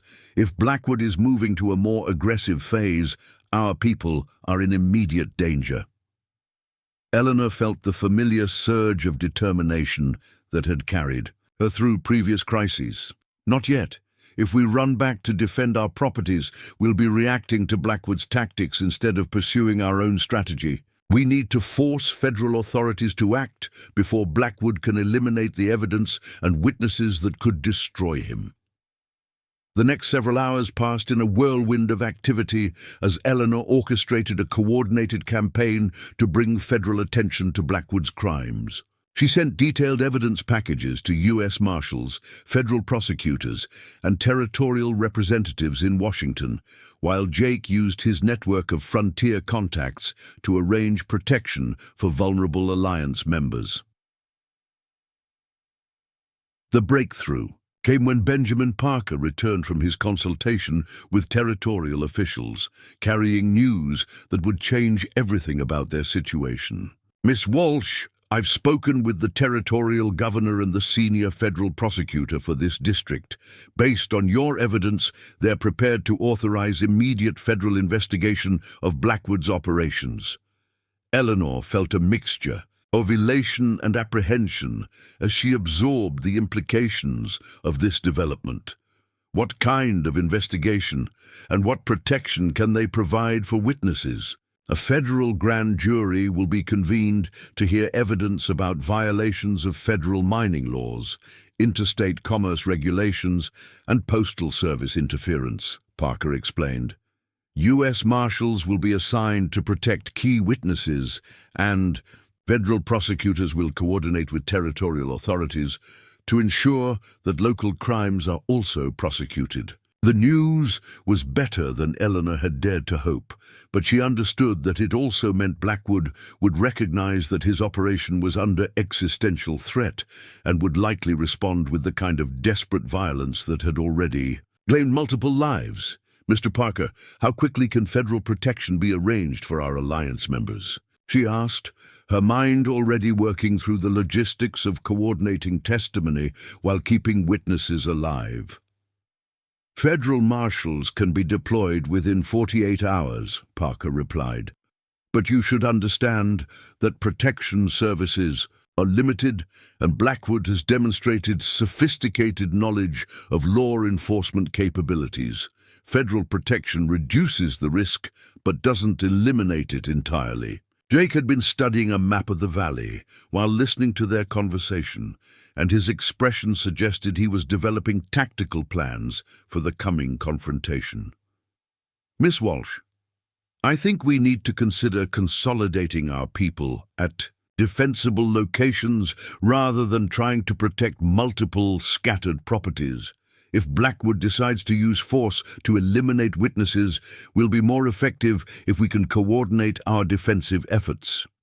Eleanor realized that their investigation had reached a critical juncture where legal and physical confrontations would occur simultaneously.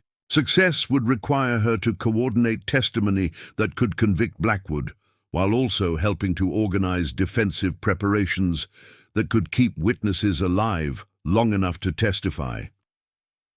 "Mr. Parker, when does the grand jury convene?" she asked, her voice steady despite the magnitude of what they were attempting. "1 week from today," Parker replied, "which means you have 6 days to ensure that key witnesses are protected and prepared to testify about crimes that could result in federal charges carrying 20-year prison sentences." As evening approached, Eleanor and Jake prepared to return to the valley where the final confrontation would unfold. The mail-order bride who had come to Colorado Territory seeking security through marriage had instead become the coordinator of a resistance movement that would determine whether legitimate property owners could protect their rights against organized criminal conspiracies. "Miss Walsh," Jake said as they boarded the stage that would carry them back to Pine Ridge, "I want you to know that whatever happens during the next week, you've already accomplished something remarkable. You've given people hope that justice is possible, even when they're facing impossible odds." Eleanor looked out the stage window at the mountain landscape that had become her home and battlefield, understanding that the coming week would test everything she had learned about courage, determination, and the price of standing up for what was right. "Mr. Morrison, I've learned that the most important victories are won not by people who never face defeat, but by people who refuse to stay defeated when defeat seems inevitable," she replied. "Whatever Blackwood brings against us, we'll face it together and prove that honest people, united in common cause, can overcome criminals with superior resources." The stage rolled through the mountain darkness toward a valley where the final battle for justice and survival was about to begin, carrying two people whose partnership had grown from practical necessity into something deeper and more enduring than either had expected to find in the Colorado wilderness. The Morrison ranch had been transformed into a fortress over the past 3 days, with every window barricaded, strategic firing positions established behind overturned wagons, and emergency supplies stockpiled to withstand a prolonged siege. Eleanor Walsh moved through the preparations with the efficient calm of someone who had discovered that crisis brought out her natural leadership abilities, coordinating defensive arrangements while simultaneously preparing witness testimony that could destroy Harrison Blackwood's criminal empire. Federal Marshal William Hayes had arrived with 2 deputies to provide official protection for the grand jury witnesses, but his grim expression suggested that he understood the limitations of what 3 lawmen could accomplish against a well-funded criminal organization with dozens of armed supporters. Hayes was a veteran of frontier law enforcement who had faced everything from cattle rustlers to organized claim jumpers, but even he seemed impressed by the scope and sophistication of Blackwood's operation. "Miss Walsh, I've reviewed your evidence. Thoroughly, and it's more than sufficient to secure federal indictments," Hayes said, as he studied the defensive preparations from the ranch house's main room. "The problem is keeping witnesses alive long enough to testify. My sources in Denver indicate that Blackwood has hired professional gunmen from as far away as Texas to eliminate anyone who might threaten his operations." Eleanor looked up from the witness statements she had been organizing for the grand jury proceedings. "Marshal Hayes, how many men are we likely to face?" "Intelligence suggests anywhere from 20 to 40 armed men, probably including some with military experience," Hayes replied grimly. "They'll be well equipped and motivated by the kind of money that Blackwood can afford to pay for results." Morrison entered the room carrying rifles and ammunition that he had been distributing to the ranch defenders, his expression showing the focused intensity of someone preparing for combat. "Marshal, I've positioned our people to cover all the approaches to the ranch, but we're outnumbered at least 4 to 1. Our advantage is that we're defending prepared positions and fighting for our homes and families." Eleanor felt a familiar surge of determination as she contemplated the odds they faced. "Gentlemen, we've survived everything Blackwood has thrown at us so far by refusing to be intimidated and by working together more effectively than he expected. If we can hold out for 48 hours, federal reinforcements will arrive and the grand jury will convene." The conversation was interrupted by the arrival of Margaret Sinclair, who had traveled from Denver with news that would complicate everything about their defensive preparations. Her usually composed demeanor was replaced by obvious anxiety, and Eleanor immediately sensed that something significant had changed about their situation. "Miss Walsh, I bring both good news and alarming developments," Sinclair announced as she accepted coffee with hands that trembled slightly. "My clients have succeeded in freezing Blackwood's assets through federal banking regulations, but the action has also forced him into a position where he has nothing to lose by using extreme violence against his opponents."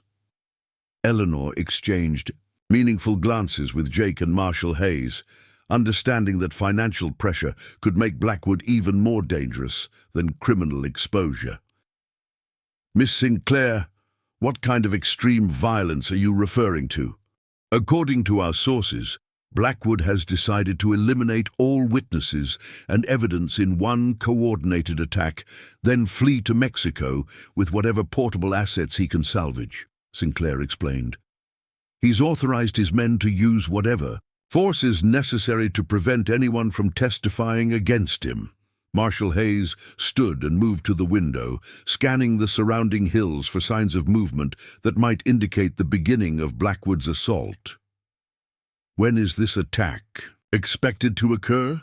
"Tonight," Sinclair replied quietly. Blackwood's men are already moving into position around the valley, and they plan to strike simultaneously against this ranch and the other properties where witnesses are being protected. Eleanor felt her stomach tighten as she realized that their carefully planned legal strategy was about to be tested by the kind of violent confrontation that could destroy everything they had worked to accomplish. But she also recognized that surviving the coming attack would effectively end Blackwood's operation by demonstrating that his intimidation tactics had failed.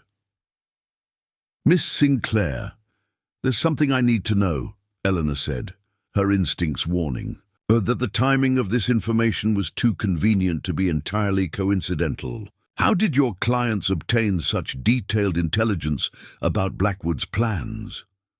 Sinclair hesitated for a moment before answering, and Eleanor noticed that her eyes didn't meet the direct gaze that had characterized their previous conversations. One of Blackwood's financial backers decided to cooperate with federal authorities in exchange for immunity from prosecution. Jake Morrison had been studying Sinclair with the careful attention of someone trained to read people under stress, and his expression suggested growing suspicion about her true motivations. "Miss Sinclair, which financial backer, and when did this cooperation begin?" "I'm not at liberty to discuss the details of ongoing federal investigations," Sinclair replied, but her tone lacked the confidence she had shown during their previous meetings. Eleanor felt pieces of a puzzle clicking into place in her mind, and the picture they formed was deeply disturbing. "Miss Sinclair, I think you need to tell us exactly who you're working for and what kind of game you've been playing with our investigation." Before Sinclair could respond, the conversation was interrupted by the sound of gunfire echoing across the valley. Not the random shots that might indicate hunting or target practice, but the sustained volleys that meant combat had begun. Jake immediately moved to his rifle and positioned himself at a window that commanded a view of the ranch's main approach. "They're hitting Robert Sullivan's place first," he announced grimly. "Heavy fire from multiple positions. Bob's people are returning fire, but they're taking significant pressure." Marshal Hayes began issuing orders to his deputies and the ranch defenders, transforming the ranch house into a command post for coordinating defensive operations across multiple locations. Eleanor found herself naturally taking charge of communications, using the ranch's telegraph equipment to maintain contact with other defensive positions and to alert federal authorities about the developing situation. The attack on Catherine, Morrison's ranch, began just after sunset, with muzzle flashes lighting the surrounding hills like deadly fireflies. Blackwood's men had positioned themselves to attack from 3 directions simultaneously, forcing the defenders to spread their limited numbers across multiple defensive positions. The sound of bullets striking the log walls was punctuated by the crash of breaking glass as windows were shot out despite their protective barricades. "They're trying to set fire to the barn," called out David Chen from his position covering the eastern approach. "I count at least 8 men moving toward the outbuildings with torches." Jake Morrison sighted his rifle carefully and fired a shot that dropped one of the arsonists before he could reach the barn. "Eleanor, can you coordinate a crossfire on the eastern position? We need to drive them back before they can destroy our shelter for the livestock." Eleanor had never imagined that she would find herself directing defensive fire during a siege, but the crisis demanded that everyone contribute whatever skills they possessed. Her experience organizing complex business operations translated surprisingly well to coordinating defensive tactics, and she found that her calm, analytical thinking helped maintain order during the chaos of combat. "David, fall back to the secondary position behind the water trough," she called out. "Catherine, can you and Deputy Morrison establish covering fire from the house? Jake, once they're in position, you can advance to a better angle on the barn." The coordinated movement succeeded in driving off the arsonists, but Eleanor could see that they were facing a prolonged siege designed to wear down their ammunition and resolve.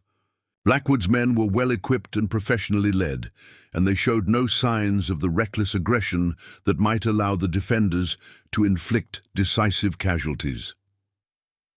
The real shock came when Margaret Sinclair suddenly produced a small pistol and aimed it at Marshal Hayes with the steady grip of someone trained in its use. "Marshal, I need you to order your men to stand down and allow Mr. Blackwood's representatives to conduct their business without interference."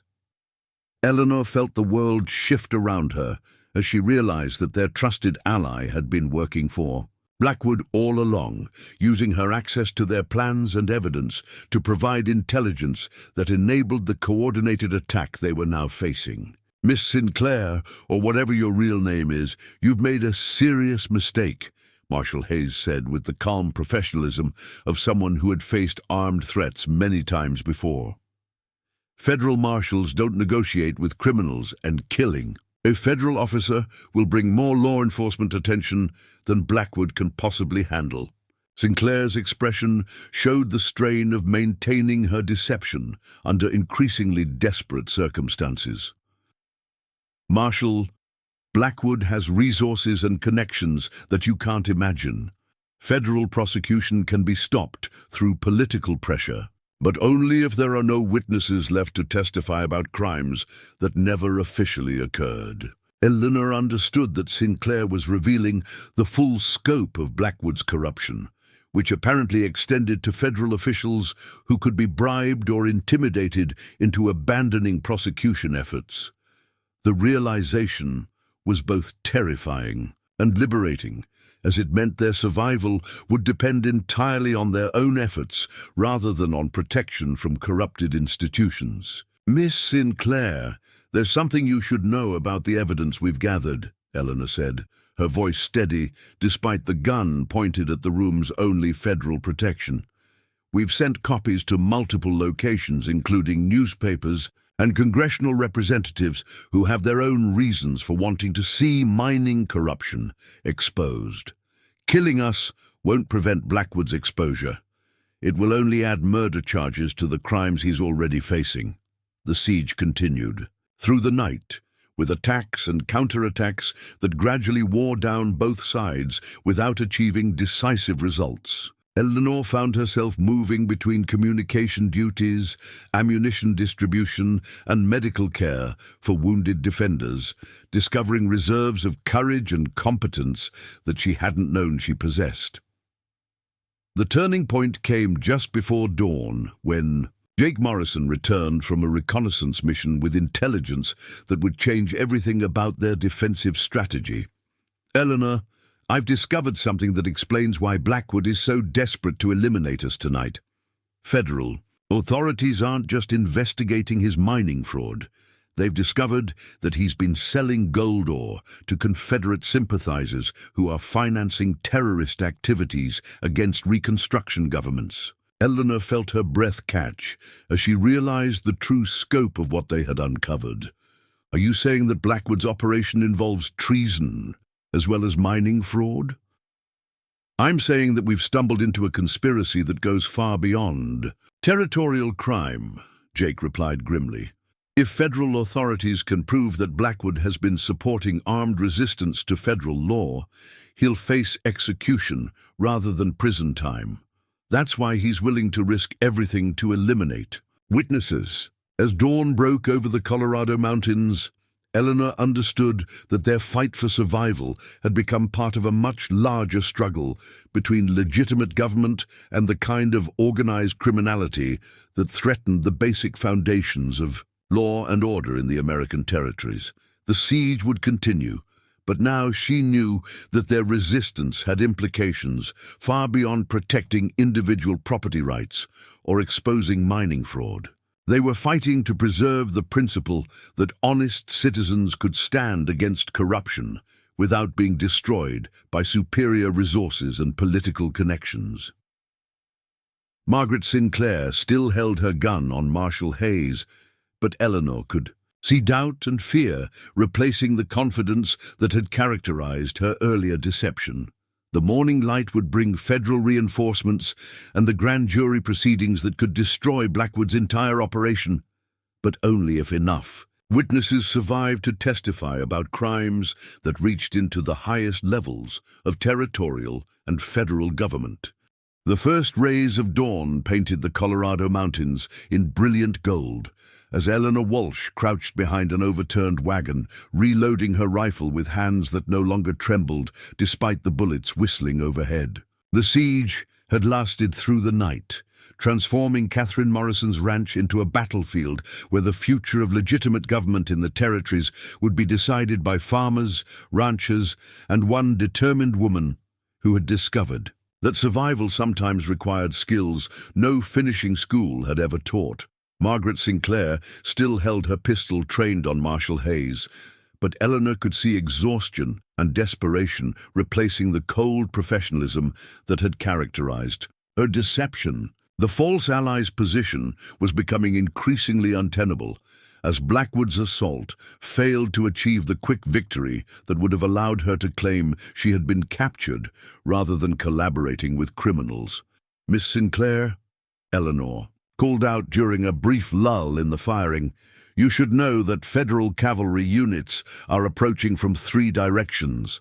Your only chance of avoiding execution for treason is to release Marshall Hayes and provide information about Blackwood's other operations." Sinclair's response was cut short by the thunderous sound of explosions echoing across the valley, not the controlled blasts that Blackwood's men had been using to create landslides, but the massive detonations that suggested military-grade artillery had joined the battle.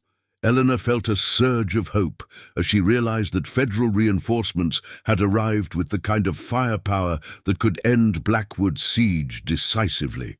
"That's a 12-pounder Napoleon cannon," announced Jake Morrison as he returned from his observation post with intelligence about the changing tactical situation.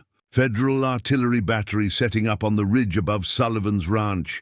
Blackwood's men are already pulling back from their advanced positions." Eleanor felt her breath catch as she realized that Jake's knowledge of artillery was far more specific than any civilian should possess. "Mr. Morrison, how do you know so much about military equipment and tactics?" Jake's expression grew serious as he prepared to reveal information that would explain both his protective capabilities and his deep personal investment in stopping Blackwood's operation. "Because I'm not just a mountain trapper, Eleanor. I'm Captain Jacob Morrison, United States Army, assigned to investigate Confederate sympathizer networks in the Western Territories."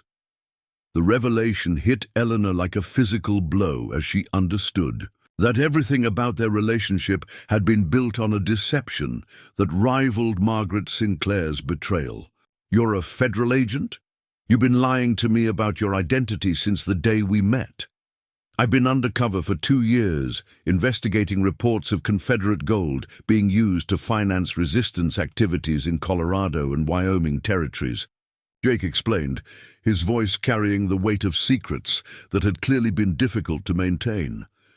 "When Thomas Crawford was killed, my superior suspected it might be connected to our investigation. Your arrival and subsequent discoveries confirmed that Blackwood's operation was exactly what we'd been looking for." Eleanor felt a mixture of anger and relief as she processed the implications of Jake's revelation. Her trust had been violated, but it also meant that their resistance efforts had been supported by federal resources and planning that she hadn't known existed. "Captain Morrison," she said, emphasizing his military rank with barely controlled emotion, "were you ordered to protect me, or was that decision based on personal feelings?" Jake's grey eyes met hers with complete honesty, despite the bullets still flying around them. "Eleanor, I was ordered to investigate the connection between mining fraud and Confederate financing. I chose to protect you because I fell in love with your courage, your intelligence, and your refusal to be defeated by circumstances that would have broken most people." The personal confession was interrupted by Marshall Hayes, who had been listening to their exchange while watching for opportunities to disarm Margaret Sinclair. "Captain Morrison, If you're federal military, then this operation falls under joint civilian-military jurisdiction. What resources do we have available? 2 companies of cavalry, the artillery battery you heard, and a federal prosecutor with authorization to offer immunity to anyone who provides information about Confederate financing networks, Jake replied, his demeanor shifting to the professional competence that Eleanor was only now beginning to understand represented his true identity. Margaret Sinclair lowered her pistol slightly as she absorbed the implications of being surrounded by superior federal forces. Captain Morrison, if you can guarantee immunity from treason charges, I can provide information about Blackwood's connections that extends far beyond Colorado territory. Eleanor found herself in the surreal position of negotiating surrender terms with the woman who had betrayed their investigation while simultaneously processing the revelation that the man she had fallen in love with had been deceiving her about. His fundamental identity, the emotional complexity was overwhelming, but the immediate tactical situation demanded her continued focus on survival and coordination. Miss Sinclair, what kind of information? Eleanor asked, her analytical mind automatically evaluating the intelligence value of what their betrayer might provide. Blackwood has been selling Confederate agents detailed maps of federal gold shipment routes, information about territorial military installations, and most importantly, refined gold that they've been using to purchase weapons from European suppliers. Sinclair replied, her voice gaining strength as she apparently decided to abandon Blackwood completely. Jake Morrison stepped forward with the authority of someone accustomed to conducting military interrogations. Miss Sinclair, how extensive is the Confederate network, and who are the other territorial officials involved in the conspiracy? The network includes at least 12 territorial governors and federal officials across 7 territories, Sinclair replied. Blackwood's operation was just one source of Confederate financing, but it was providing nearly 40% of their total operational budget for Western resistance activities. Eleanor felt the scope of what they had uncovered expanding beyond anything she could have imagined. Their investigation of mining fraud had revealed a conspiracy that threatened federal control of the entire Western expansion, with implications for the nation's recovery from the Civil War. The sound of approaching horses announced the arrival of federal cavalry units who had successfully broken through Blackwood's siege lines. Eleanor watched through the window as uniformed soldiers swept across the ranch grounds, systematically eliminating pockets of resistance and securing the area for the arrival of senior federal officials. Colonel James Peterson, the commanding officer of the federal forces, proved to be a career soldier in his 50s, whose bearing suggested extensive experience with both combat operations and political complexities. He surveyed the defensive preparations with obvious professional appreciation before addressing the siege survivors. Ladies and gentlemen, you've provided invaluable service to federal law enforcement efforts, Peterson announced. Your resistance to Blackwood's intimidation tactics has given us time to coordinate a comprehensive response to what we now understand is a major threat to territorial security. Eleanor found herself face-to-face with federal authority at the highest levels, representing interests that extended far beyond her original goals of seeking employment and building a new life in Colorado territory. Colonel Peterson, what happens now to the property owners who have been victimized by Blackwood's operations? Federal prosecutors will ensure that all fraudulently acquired properties are returned to legitimate owners, with compensation for damages and lost income, Peterson replied. Additionally, the gold deposits that Blackwood was exploiting will be developed under federal oversight, with profits shared among property owners whose land contains valuable mineral formations. The promise of financial compensation was welcome, but Eleanor realized that her primary concerns had shifted beyond personal security to ensuring that the broader implications of their discoveries were properly addressed. Colonel Peterson, what measures will be taken to prevent similar conspiracies in other territories? Federal law enforcement resources will be permanently expanded in all Western territories, with special attention to monitoring mining operations and financial transactions that might indicate Confederate or other subversive activities, Peterson explained. Your documentation and analysis will serve as the foundation for new federal policies regarding territorial security. As federal soldiers secured Harrison Blackwood's remaining supporters and began the process of gathering evidence for prosecution, Eleanor found herself finally able to process the emotional impact of Jake Morrison's revelation about his true identity. The man she had come to trust and love had been living a carefully constructed lie, even while protecting her life and supporting her efforts to expose Blackwood's conspiracy. "Captain Morrison," she said as they stood together outside the ranch house where their partnership had begun, "I understand why you couldn't reveal your identity during an active investigation, but I need to know whether anything about our relationship was genuine, or whether I was simply a useful asset for accomplishing your mission." Jake's expression showed the kind of profound emotion that couldn't be manufactured for professional purposes. "Eleanor, my feelings for you have been the most genuine thing in my life for the past 2 years. Everything else has been duty and deception, but my love for you has been real from the moment I saw you standing up to those fake surveyors."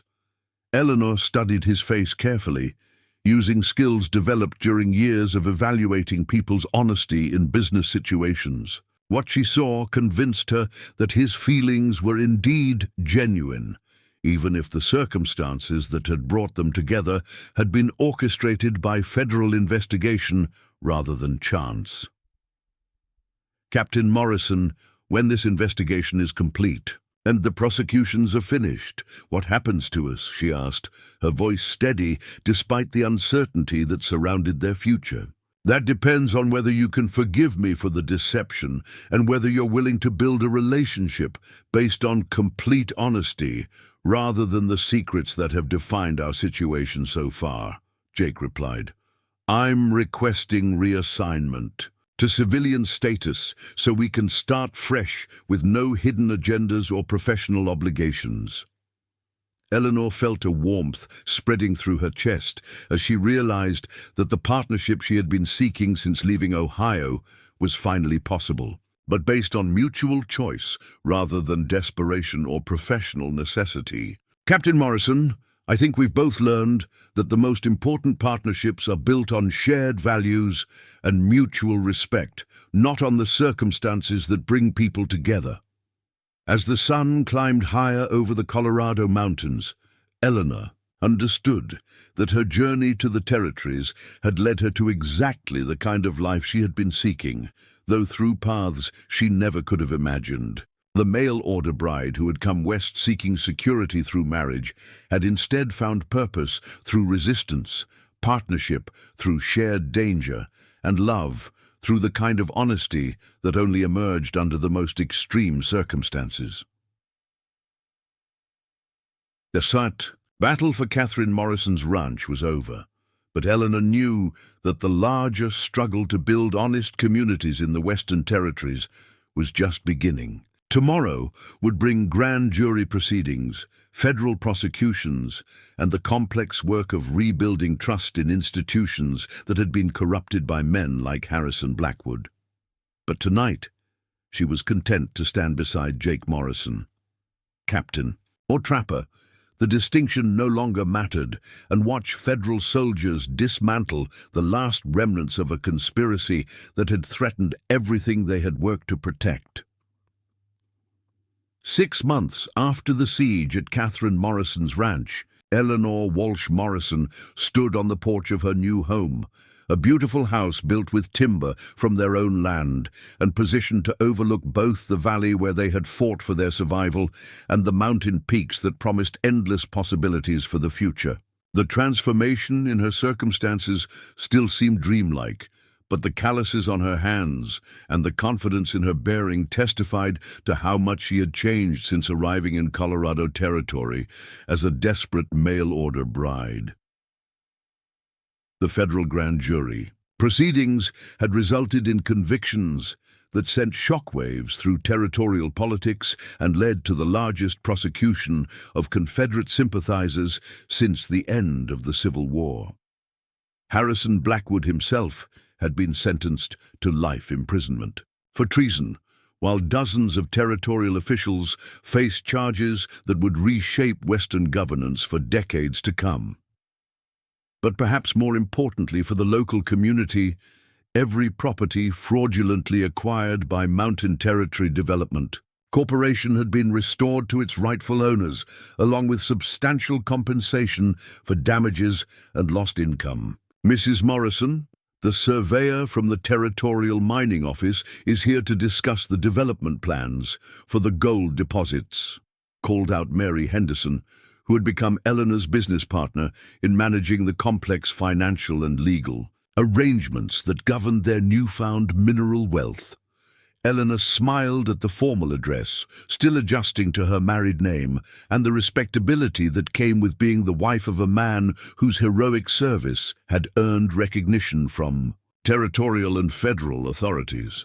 Her marriage to Jake Morrison, whose real name had indeed been Jacob Morrison, though his background was far more complex than any mountain trapper's biography could contain, had taken place in a simple ceremony that reflected their shared preference for substance over spectacle. The wedding had been held at Catherine Morrison's ranch, with most of the valley's property owners in attendance to celebrate not just a personal union, but the survival of their community in the face of organized criminality. Eleanor had worn her mother's dress, carefully preserved through all her travels and adventures, while Jake had appeared in the dress uniform of a U.S. Army captain, receiving an honorable discharge after distinguished service. "Tell Mr. Peterson I'll be right there," Eleanor replied, gathering the correspondence and financial documents that now comprised her daily work managing mineral rights, community development projects, and the various business enterprises that had emerged from their collective prosperity. The gold deposits discovered by Thomas Crawford and Patrick Morrison had proven even more valuable than David Chen's most optimistic estimates. Federal geologists confirmed that the entire valley sat atop one of the richest gold veins ever discovered in Colorado Territory, with enough high-grade ore to support mining operations for decades. But rather than allowing outside corporations to exploit their resources, the property owners had formed a cooperative that managed extraction and processing while ensuring that profits remained within the community. Eleanor had been elected as the managing director of the Morrison Valley Mining Cooperative, a position that utilized every skill she had developed during her family's financial crisis and the subsequent struggle against Blackwood's conspiracy.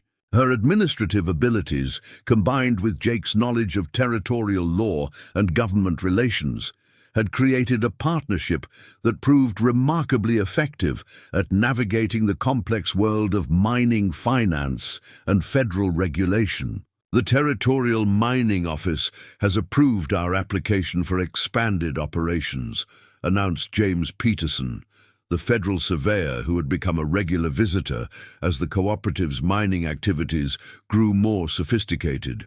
"You'll be authorized to increase production by 300%, which should generate enough revenue to fund the railroad spur and telegraph line that you've been planning."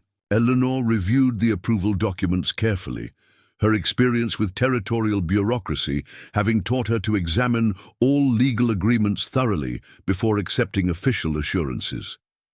"Mr. Peterson, what are the environmental restrictions on the expanded operations? We've committed to protecting the water sources that other ranchers depend on. Federal regulations require comprehensive water quality monitoring and restoration of all mining sites after extraction is complete," Peterson replied. Your cooperative's environmental practices have actually become a model that other mining operations throughout the territory are being required to follow. The afternoon brought a series of meetings with various business partners and community leaders who were collaborating on projects that would transform the isolated valley into a prosperous and well-connected part of Colorado Territory's economy. The railroad spur would connect their mining operations to the main transcontinental line, while the telegraph service would end their communications isolation and allow for more sophisticated coordination with territorial and federal authorities. But Eleanor's favorite part of each day came in the evening, when she and Jake would walk through the valley discussing their plans for the future and reflecting on the extraordinary journey that had brought them together. Their relationship had evolved from desperate alliance through professional partnership to genuine love based on mutual respect and shared values. Eleanor, I received word today that the federal prosecutor's office wants to consult with us about developing new procedures for investigating territorial corruption, Jake said as they paused beside the creek that ran through their property. It seems our documentation methods and evidence-gathering techniques are being studied by law enforcement agencies throughout the Western Territories. Eleanor felt a mixture of pride and responsibility as she contemplated the broader implications of their success against Blackwood's conspiracy. Jake, do you think we'll be able to maintain the kind of community cooperation that made our resistance possible as the valley becomes more prosperous and connected to outside influences? I think prosperity creates new challenges, but also new opportunities to demonstrate that honest people working together can accomplish things that seemed impossible for individuals acting alone, Jake replied thoughtfully. The question is whether we can teach those lessons to the next generation of settlers and business leaders who will shape this territory's future. Their conversation was interrupted by the arrival of an unexpected visitor, a young woman in her early 20s, whose travel-worn appearance suggested she had journeyed far to reach their valley. She introduced herself as Sarah Mitchell, explaining that she had read newspaper accounts of their successful resistance to corruption and was seeking advice about similar problems in Wyoming Territory. Mrs. Morrison, I represent a group of homesteaders who are facing pressure from investors who claim our land contains valuable mineral deposits, Mitchell explained as they sat on the porch watching the sunset paint the mountains in brilliant colors. The tactics being used against us sound very similar to what you experienced with Harrison Blackwood's operation. Eleanor felt the familiar surge of determination that had carried her through her own crisis. Miss Mitchell, what kind of pressure are you facing? Equipment failures that seem to occur at crucial times, livestock diseases that only affect specific ranches, and officials offering to purchase our properties at prices that seem generous until you realize they're based on agricultural value, rather than mining potential, Mitchell replied. We've also had visits from surveyors who claim to represent territorial authorities but can't produce proper credentials. Jake leaned forward with the focused attention of someone trained to recognize patterns of criminal activity. Miss Mitchell, have any of your neighbors died under suspicious circumstances? 2 homesteaders have been killed in what were described as hunting accidents, but both had been asking questions about mineral rights and talking about organizing resistance to the pressure they were receiving, Mitchell replied grimly. Eleanor exchanged meaningful glances with Jake, understanding that they were hearing about a new iteration of the same conspiracy they had defeated. The success of their resistance had apparently not deterred other criminal organizations from attempting similar schemes in different territories. Miss Mitchell, you should know that investigating and resisting this kind of organized criminality is dangerous work that could result in escalating violence against you and your neighbors, Eleanor said honestly. But you should also know that it's possible to succeed if you're willing to work together and document everything thoroughly. The next several hours passed in intense discussion as Eleanor and Jake shared the lessons they had learned about gathering evidence, coordinating community resistance, and working with federal authorities to expose territorial corruption. Sarah Mitchell proved to be an intelligent and determined young woman whose leadership potential reminded Eleanor of her own transformation from desperate victim to effective organizer. "Mrs. Morrison, would you be willing to travel to Wyoming Territory to help us organize our resistance efforts?" Mitchell asked as the evening grew late. "We can provide payment for your consulting services, and we desperately need someone with your experience to guide our efforts."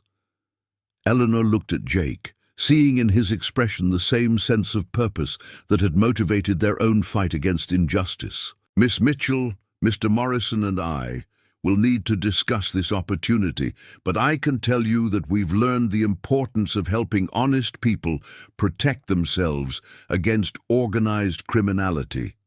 After Sarah Mitchell departed for the Pine Ridge Hotel, where she would spend the night before beginning her return journey, Eleanor and Jake found themselves contemplating a future that might extend far beyond their own valley and community. "Eleanor, do you want to take on this kind of work as a permanent responsibility?" Jake asked as they prepared for bed in the comfortable house they had built together. "We could spend our lives traveling to territories where settlers need help, organizing resistance to corruption and fraud."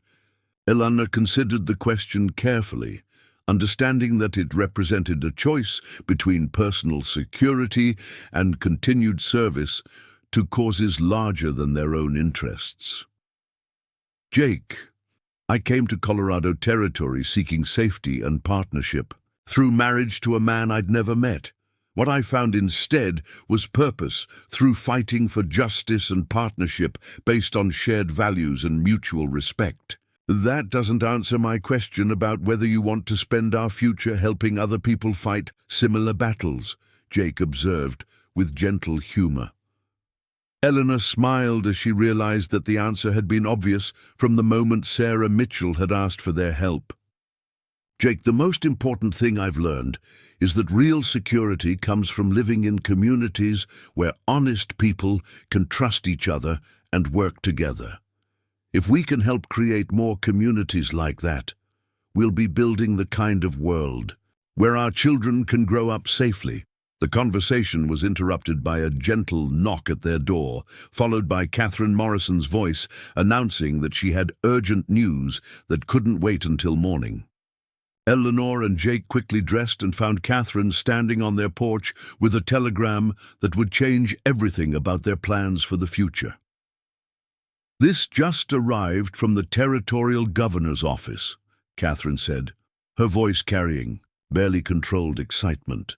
"The federal government is establishing a new law enforcement division specifically focused on territorial corruption, and they want Eleanor to serve as the first director of community relations and Jake to head the investigative operations." Eleanor felt her breath catch as she absorbed the implications of this unexpected opportunity. "Catherine, what kind of position are they offering?" "Permanent federal appointments with authority to coordinate anti-corruption efforts across all Western territories," Catherine replied. "You'd be based in Denver with offices in territorial capitals throughout the region. The salary alone would be more than most territorial governors receive." Jake read the telegram carefully before looking at Eleanor with an expression that combined excitement with concern for her preferences. "Eleanor, this would mean constant travel and involvement in dangerous investigations. It's exactly the kind of work we've been discussing, but on a scale that would affect thousands of people across multiple territories." Eleanor realized that she was being offered the chance to transform their personal victory into a career dedicated to protecting legitimate settlers throughout the Western territories. The opportunity represented everything she had discovered about her own capabilities and values during their struggle against Blackwood's conspiracy. "Jake, I think we should accept the positions," she said with quiet conviction. "We've learned that the most important battles are fought not for personal gain, but to protect people who can't protect themselves. This is our chance to ensure that what happened to Thomas Crawford and Patrick Morrison and all the other victims doesn't happen to other honest families trying to build legitimate lives in the territories. As dawn broke over the Morrison Valley, on what would be their last morning as private citizens, Eleanor understood that her journey from desperate mail-order bride to federal law enforcement official represented more than personal transformation. It demonstrated that the American West could be a place where honest people with courage and determination could build communities based on justice, rather than the raw power that had characterized so much of frontier history. The hidden gold that Jake Morrison had offered during her darkest hour had proven to be not the mineral wealth beneath their land, but the discovery of her own strength, intelligence, and capacity for leadership under impossible circumstances. The true treasure had been learning that partnership based on mutual respect and shared values could accomplish things that seemed impossible for individuals acting alone.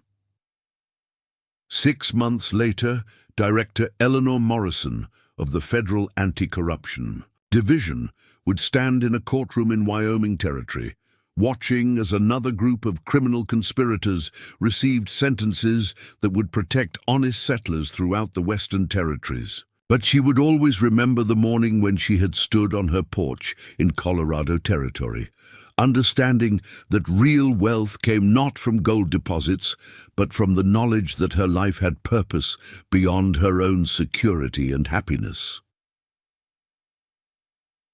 Team mail-order bride, who had come west seeking safety through marriage, had instead found meaning through service to causes larger than herself, partnership through shared danger and mutual respect, and love through the kind of complete honesty that only emerged when people faced impossible odds together and refused to be defeated by circumstances beyond their control. Up next, you've got 2 more standout stories right on your screen. If this one hit the mark, you won't want to pass these up. Just click and check them out. And don't forget to like, subscribe, and turn on the notification bell so you don't miss any upload from us.